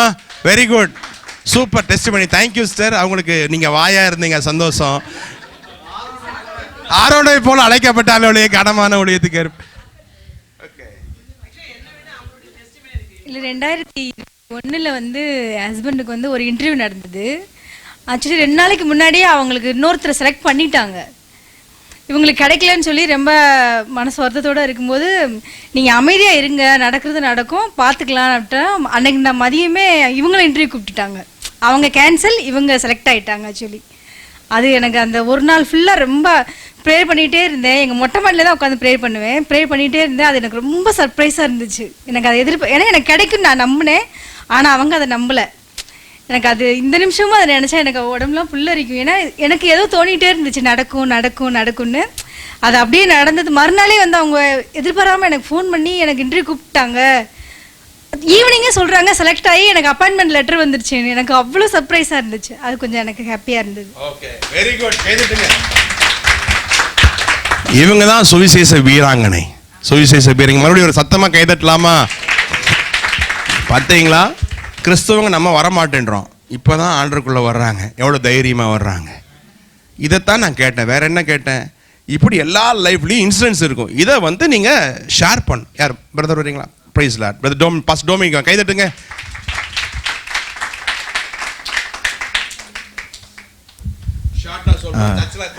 நல்லவர் அப்படியே இல்லை பாஸ்டர். ஒரே ஒரு விஷயம், என் மனைவிக்கு நல்லா தெரியும். எங்கள் ஃபேமிலி நான் வந்து ரொம்ப நாள் கழித்து கத்தாருக்கு வந்தோம். நான் ப்ரே பண்ண, ஆண்டவரே உங்களுக்கு சித்தமாக நாங்கள் இருக்கணும்னா நீங்கள் எங்கள் பிள்ளைகளுக்கு ஸ்கூல் அட்மிஷன் கொடுத்தா நாங்கள் இங்கே இருக்கிறேன், இல்லைன்னா நான் பிள்ளைகளை கூப்பிட்டு ஊருக்கு போகிறேன், ஊரில் ஊழியம் பண்ணுறேன் அப்படின்னு நான் ஒரு பொருத்தனை பண்ணிக்கிட்டோம்.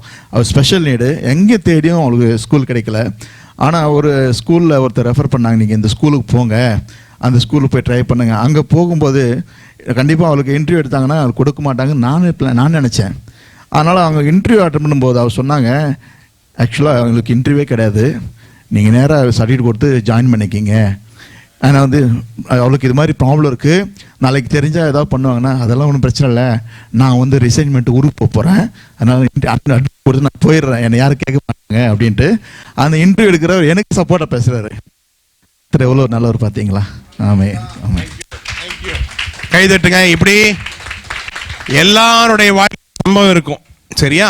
இதை நீங்கள் ஒருத்தர்கிட்ட இப்படி ஷேர் பண்ணீங்கன்னா ஆண்டு உங்களை என்ன செய்வார்னா, உன் வாயை விரிவாய் தர நான் நிரப்பேன். நமக்கு இது நல்ல நல்ல மீட்டிங்ஸ் தான் கேட்டிருக்கிறோம். வாயை தர, நன்மை கேளு, அதை கேளு, இதை கேளு, அதில் தான் கேட்டிருக்கோம். நான் சொல்கிறேன், நீ ஆண்டரை பற்றி சொல்கிறதுக்கு வாயை தர கர்த்தரோட நிரப்புவார்.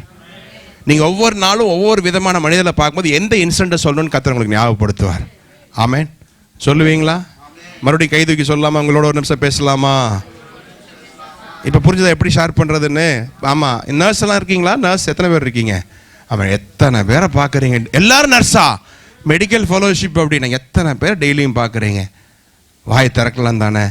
6 மணி நேரம் கல்வாரி சிலுவையில் உங்களுக்காக ரத்தம் சிந்தினார்.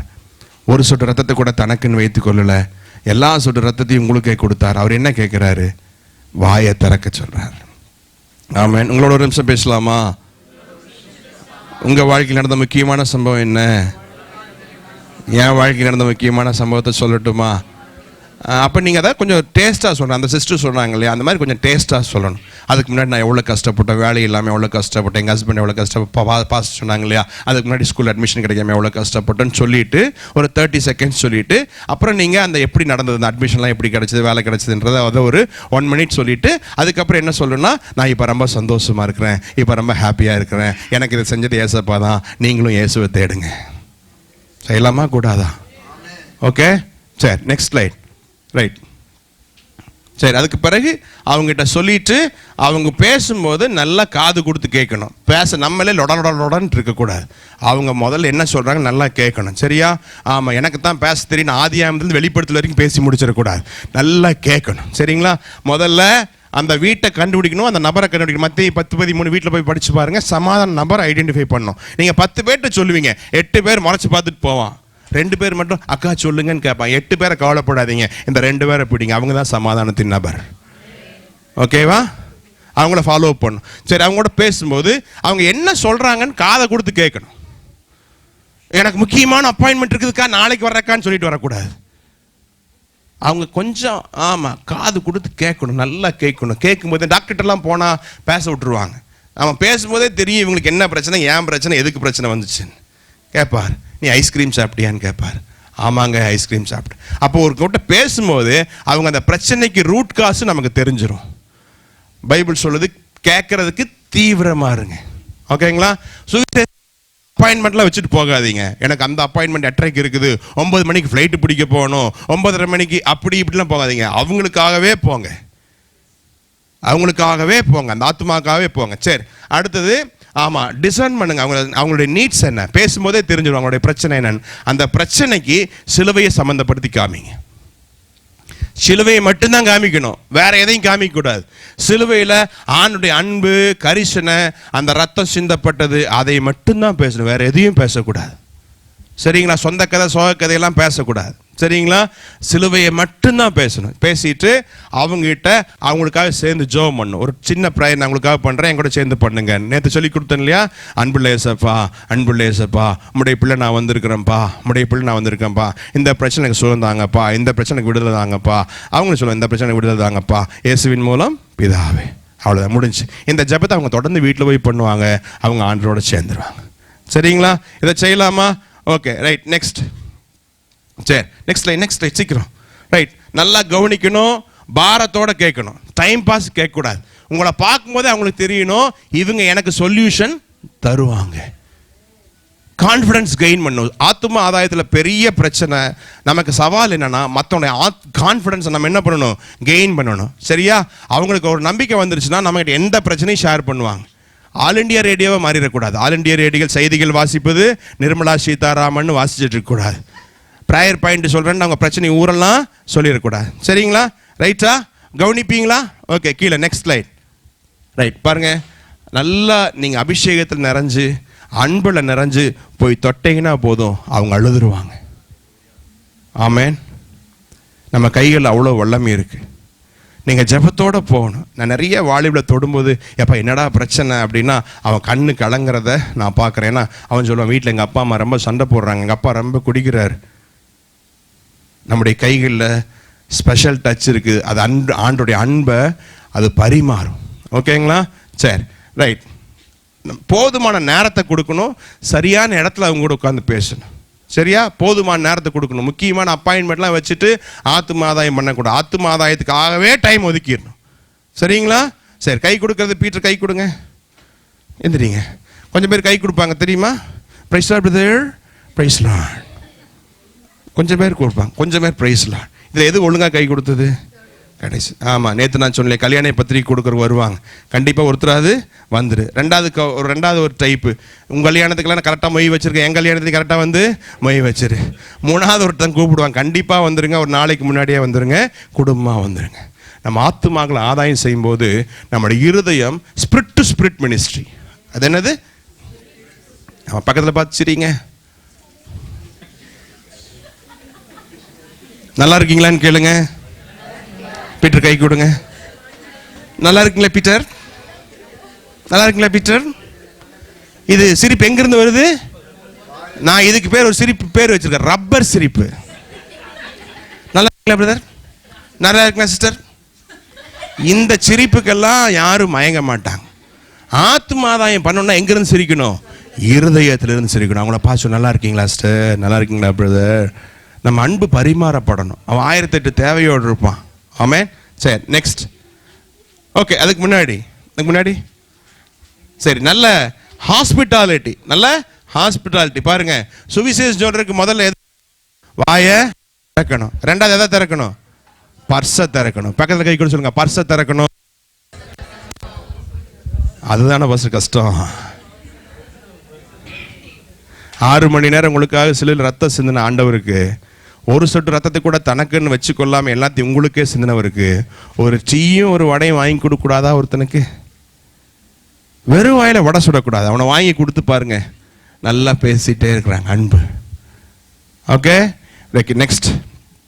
இதை நீங்க பேசுனீங்கன்னா ஓகே, அவங்கள ஃபாலோ அப் பண்ணும். 2 வாரத்துக்கு பிறகு ஃபோன் பண்ணி ஜெப குறிப்பு வாங்கியிருப்பீங்களே, உங்களுக்காக ஏதாவது முக்கியமாக ஜெபிக்கணும்னா சொல்லுங்கன்னா அவங்க ப்ரேயர் பாயிண்ட்ஸ் தருவாங்க.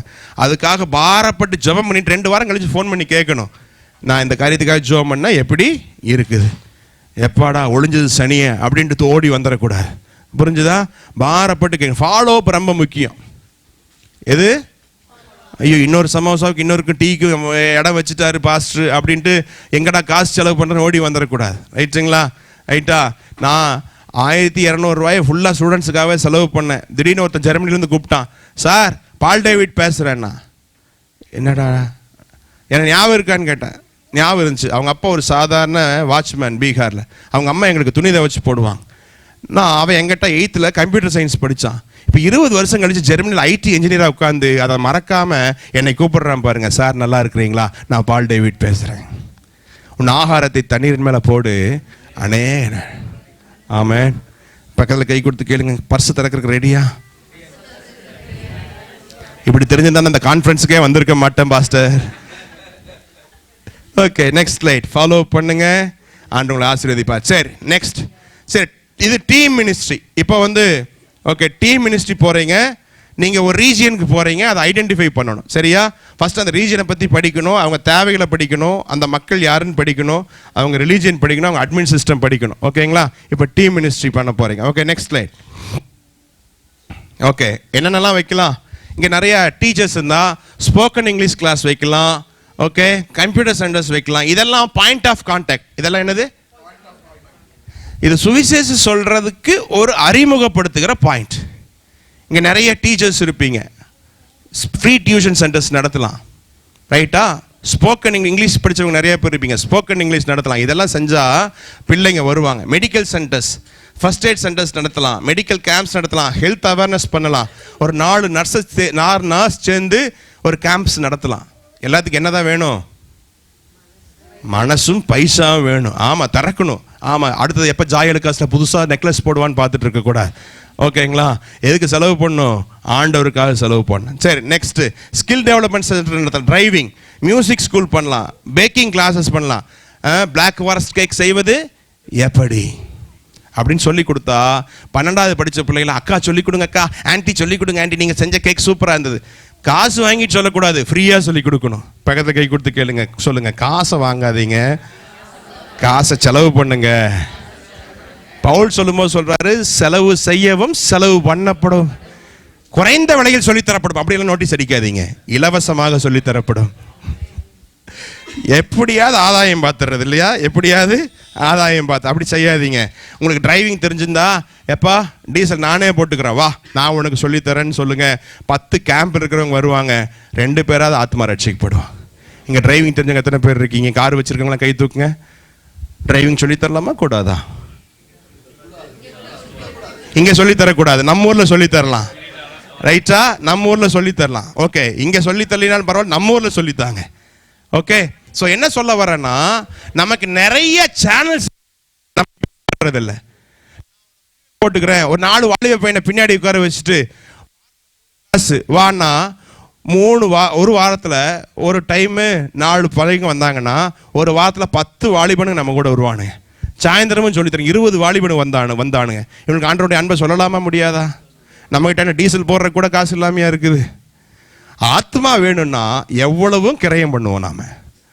ஆண்டவர் தன்னையே கிரயம் பண்ணார். நம்ம செய்யறதுக்கு மனசு இல்லை, நம்ம காசு செலவாகுதுன்னு பயம். கர்த்தர் சொன்னா, ஆண்டு சொன்னாரு, ஆண்டவர் யாருக்கும் கடனாளி அல்ல, நம்ம கொடுத்ததை கர்த்தர் திருப்ப கொடுப்பார். இஸ்ரவேலுக்கு சொல்லும்போது சொன்னார், பலகனி ஒளியாய் நான் உன்னை ஆசீர்வதிப்பேன், நீ கொடுத்து என்ன துதிச்சு பாரு. நான் 23 வயசுல கொடுத்தேன், இன்னைக்கும் கர்த்தர் என்ன பல லட்சங்களை கொடுத்து நடத்துறார். காரணம் என்னன்னா, அவருக்காக நான் இழந்தேன், எனக்கு கர்த்தர் கனம் பண்றார். அவருக்காக இழந்த ஒருத்தரும் தரித்திரர் ஆனதில்லை. ஓகேங்களா? சரி, நெக்ஸ்ட் விமென்ஸ் எம்பவர்மெண்ட். டெய்லரிங் தெரிஞ்சவங்க டெய்லரிங் சொல்லி தரலாம், எம்ப்ராய்டரி சொல்லி தரலாம், ரைட்டா? Youth empowerment programme, study consultancies பண்ணலாம். +2 முடிச்சா எப்படி நல்ல காலேஜுக்கு சேர்றது. இங்கே நிறைய இன்ஜினியர்ஸ் இருப்பீங்கன்னு நினைக்கிறேன், டாக்டர்ஸ் இருப்பீங்கன்னு நினைக்கிறேன். இந்த ஸ்கூல்ஸ் எல்லாம் போய் ஸ்டடி கன்சல்டன்சி நடத்துகிறோன்னு சொன்னால், these are all contact making points. எந்த காலேஜுக்கு நீ படித்தா டைவர்ட் பண்ணி விடலாம் அவங்கள. இதெல்லாம் பண்ணலாம். நம்ம செய்கிறோமா? செய்கிறதே கிடையாது. ஓகே, யூத் ஸ்டடி கன்சல்டன்சி நடத்த நிறைய யூத்ஸ் நம்ம கூட வருவாங்க, +2 முடித்தவங்க. ஆண்டவருக்கு நடத்த முடியுமா? நமக்கு தெரிஞ்சதெல்லாம் குருசேட் நடத்துறது மட்டும்தான், அது மாத்திரம் நடத்தினா பத்தாது, இதெல்லாம் இருக்கு. Okay, health awareness, diabetic, cardiac, cancer awareness, social centres, gym நடத்தலாம், லைப்ரரி நடத்தலாம், மீடியா நடத்தலாம். ஓகே, லைப்ரரி நடத்தி ஃப்ரீயாக லைப்ரரி புக் கொடுக்கலாம், கிரிக்கெட் கோச்சிங் கொடுக்கலாம், என்ன வேணால் செய்யலாம். நம்ம அதான் சொன்னேன், கர்த்தர் டேலண்ட்ஸை குறித்து கணக்கு கேட்பார். நல்லா சமைப்பீங்கன்னா சில்லி சிக்கன் செய்வது எப்படின்னு சொல்லி தரலாம், தப்பு இல்லை. 4 தங்கச்சிமார் கண்டிப்பாக வருவாங்களா இல்லையா? அவங்கள ஆண்டருக்குள்ளே நடத்தலாம். இதெல்லாம் யூஸ் பண்ணலாம். Next slide. Right, okay. Sports, cricket, shuttle, carrom நிறையா இருக்குது. ஓகே, ப்ரீ மேரிட்டல் கவுன்சிலிங் கொடுக்கலாம், ரைட்டுங்களா? ஃபேமிலி கவுன்சிலிங் கொடுத்துலாம். எவ்வளவோ சான்சஸ் இருக்குது, நம்ம எதையுமே யூஸ் பண்ணாமல் இருக்கிறோம். நம்ம உட்காந்து ஜோம் பண்ணால் ஆண்டவர் தெளிவாக சொல்லுவார், இதை நீ செய். ஃபஸ்ட்டு ஒரு பைலட் ஸ்டடி பண்ணணும், இந்த ஏரியாவுக்கு என்ன தேவை கண்டுபிடிச்சிட்டு அதில் இறங்கிடணும். ஆமேன். சர்ச்சில் உட்காந்து மைக் பிடிக்கிறதா ஊழியம் நினச்சிருக்கக்கூடாது. ஊழியம் செய்யறதுக்கு நிறைய இடங்கள் கர்த்தர் வச்சிருக்கார், நம்ம செய்கிறதில்ல. ஓகே, நெக்ஸ்ட் ஃபுட் மேலாஸ் நடத்தலாம், எஜுகேஷனல், லைஃப் ஸ்கில்ஸ். ஓகே, அடுத்து இதோட நான் முடிக்கிறேன். ஃபேமிலி. Okay okay, birthday. இங்கெல்லாம் யார் ஃபேமிலியாக வந்திருக்கீங்க? யாரோ ஒருத்தர் எந்திரிச்சு நில்லுங்க. பிள்ளைங்க யார் வந்திருக்கீங்க? 2 பிள்ளைங்க வந்திருக்கீங்களா? ஓகே, நீங்களே எந்திரிச்சு நிற்கலாம். ஆமாம், சோஃபியா சிஸ்டர் கொஞ்சம் எந்திரிச்சிட்டிங்களா? இங்கே எல்லாருமே எந்திரிச்சு நிற்கலாம். ஓகே, இப்போ இவங்களுக்கு பர்த்டே வருது. பிரதருக்கு ஒரு 5 ஃப்ரெண்டாவது இருப்பாங்களா, இருக்க மாட்டாங்களா? ஏசு அறியாதவங்க வீட்டுக்கு கூப்பிடலாம். ஓகே, உட்காந்துக்குங்க. வீட்டுக்கு கூப்பிட்டு இதே 5 ஃபிங்கர் மெத்தட் தான். ஒரு பாட்டை பாடிட்டு அப்புறம் நீங்கள் சந்தோஷமாக இருக்கிறதுக்கு என்ன ரீசன்னு சொல்லிட்டு அதுக்கு பிறகு என்ன பண்ணிடணும், முடிச்சுட்டு என்ன பண்ணிடணும், கேக்கு கொடுக்கலாம். காசு இருந்தால் பிரியாணியும் போடலாம். உங்களுக்கு ஆத்ம பாரத்தை பொறுத்து தான் பிரியாணியாக கேக்கான்னு முடிவு பண்ண முடியும். சரி, இவர் பர்த்டே வருது, இவருக்கு ஒரு 5 ஃப்ரெண்ட்ஸ் இருப்பாங்களா? வீட்டுக்கு கூப்பிடலாம். அவங்களுக்கு ஒரு 5 ஃப்ரெண்ட்ஸ் இருக்காங்களா? இருக்காங்க. அதான் நான் சொன்னேன், இயேசு சமுதாய வாழ்வை டீச் பண்ணேன், சோசியல் லைஃப். 5 ஃப்ரெண்ட்ஸை வீட்டுக்கு பர்த்டேயில் கூப்பிடலாம், அவங்களுக்கு கண்டிப்பாக இருப்பாங்க. ஓகே, இவங்க ஃபேமிலி ஒரு வெட்டிங் டே வருதா? வெட்டிங் டே வருது. அப்புறம் கிறிஸ்மஸ், ஈஸ்டர், நிறைய ஒரு 10 ஈவெண்ட் இருந்தால் ஒரு ஃபேமிலி 50 குடும்பங்களை சந்திக்கலாம் ஒரு வருஷத்தில். ஆமேன். சந்திப்பீங்களா? பக்கத்தில் கை கொடுத்து கேளுங்க, சந்திக்கலாமா? இல்லை எப்படி சேர்த்தி வச்சு நம்ம அடுத்தது வைர நெக்லஸ் வாங்குறது, ஜாயலுக்காஸ் போகிறதுனே முடிவு பண்ணிட்டு இருந்தா இயேசுக்காக ஒன்றும் செய்ய முடியாது. Okay, next. அவ்வளோதான், நான் முடிச்சிட்டேன். Next. Okay, next. Next. Okay, next. Next. சரி, இதை மட்டும் நான் சொல்கிறேன். Okay, right. இப்போ உங்கள் கூட வந்தவங்கள அடுத்த ஸ்டேஜுக்கு எப்படி கொண்டு வரணும்னா, இந்த ஸ்வாட் மெத்தட். மேலே வாங்க, மேலே மேலே மேலே மேலே மேலே. சரி, இது என்னன்னா, since to avoid, commands to follow, blessings to inherit. Okay, விட வேண்டிய பாவங்கள், கை கொள்ள வேண்டிய கட்டளை, பெற்றுக்கொள்ள வேண்டிய ஆசீர்வாதம். சங்கீதம் 1 விட வேண்டிய பாவம் என்ன? ஓகே, கை கொள்ள வேண்டிய கட்டளை, அதனால கிடைக்கிற ஆசீர்வாதம். இதை மட்டும் அவங்களுக்கு ஒரு 20 சங்கீதத்திலிருந்து எடுத்து அடுத்த ஸ்டேஜுக்கு கொண்டு வாங்க. இது என்ன ஸ்டேஜ்? Discipleship stage. ஃபஸ்ட்டு விதைச்சிங்க இயேசுடைய அன்பை, சிலுவை மட்டும் காமிச்சிங்க, அதுக்கு அடுத்த ஸ்டேஜுக்கு வர்றீங்க. Okay, next. இவங்க வந்ததுக்கு பிறகு இவங்களை ஹார்வெஸ்ட் நேரம் கொண்டு வந்துடுங்க. நெக்ஸ்ட், இவங்க ஞானஸ்நானம் எடுத்துருவாங்க. அங்கே 5 லைஃப்பை பற்றி பேசுங்க. Okay, next. ரைட், வசனத்தை படிங்க, மனப்பாடம் பண்ணுங்க, ஸ்டடி பண்ணுங்க, மெடிடேட் பண்ணுங்க, கேளுங்க. ரொம்ப ஹார்டாலாம் பேசாதீங்க, சிம்பிளாக சொல்லி கொடுங்க. வசனத்தை கேளுங்க, வசனத்தை மனப்பாடம் பண்ணுங்க, வசனத்தை படிங்க. ரைட்டா? ஒரு டைம் படித்தா அதுக்கு பேர் ரீடிங், 2 டைம் படித்தா அதுக்கு பேர் ஸ்டடி, 3 டைம் படித்தா அதுக்கு பேர் என்னது? மெடிடேஷன். இப்படி வளர்த்துங்க. Right, next. அடுத்தது prayer, thanksgiving, praising, confession, intercession, petition. இதை பண்ணிட்டீங்க அப்படின்னா ஓகே, நெக்ஸ்ட். அவ்வளோதான். அவங்கள நீங்கள் பேப்டிசத்துக்குள்ளே நடத்திடலாம், ஆத்து மறுபடிக்குள்ளே நடத்திடலாம். ஓகே, சரி, நெக்ஸ்ட். ரைட், இப்போ புதுசாக 3 பேர் எழுதுனீங்க, 3 பேர் எல்லாம் எழுதிக்கங்க. அவங்களுக்கு அந்த 5 ஃபிங்கர் மெத்தடில் சுவிசேஷன் சொல்லுங்க. அவங்களுக்கு சிலுவையை மட்டும் காமிங்க, அவங்களுக்கு அன்பை விதைங்க. அதுக்கு பிறகு அவங்கள வந்து அந்த ஸ்வாடு மெத்தடில் என்ன பண்ணுங்க? டிசைபிள்ஷிப்பில் கொண்டு வாங்க. அப்புறம் அவங்களுக்கு அந்த ப்ரேயரும் வேர்டு லைஃபும் கொண்டு வந்து அவங்கள அறுவடைக்கு நேரம் கொண்டு வாங்க. அதில் 2 பேர் உங்களை மாதிரியே துருன்னு இருப்பான், அவனை மறுபடியும் விதை தானியமாக பயன்படுத்திடுங்க. எந்திரிச்சு நிற்கலாமா? என்ன தானியமாக பயன்படுத்திடுங்க? ஒரு விவசாயி எல்லா விதையும் எல்லா சாப்பாடையும் சாப்பிட்ருவானா? கிடையாது. கொஞ்சத்தை என்ன இதை எடுத்து வைப்பான்? விதை தானியமாக எடுத்து வைப்பான். அதை நீங்கள் செஞ்சு என்ன செய்யலாம்? மற்றவர்களுக்கு சுவிசேஷத்தை சொல்ல வைக்கலாம். எல்லாரும் ஒரு முடிவு பண்ணுங்க. ஆண்டவரே, நானும் சொல்லுவேன், மற்றவங்களையும் சொல்ல வைப்பேன். எல்லாரும் முடிவு பண்ணுங்க. எல்லாரும் கண்களை முடிவு. ஆண்டவரே, நாங்களும் சொல்லுவோம், மற்றவங்களையும் சொல்ல வைப்போம். ஆமென், ஹல்லேலூயா. வெறுங்கையாய் பரலோகத்தில் வந்திடேன் இயேசுநாதா, வெறுங்கையாய் பரலோகத்தில் வந்திடேன் இயேசுநாதா, ஆத்துமே ஆதாயம் செய்திடவே ஆசீர் பொழிந்தனுப்பும், ஆத்துமே ஆதாயம் செய்திடவே ஆசீர் பொழிந்தனுப்பும். பாவம் பெருகுதே பாரும் பரன் இயேசுவே,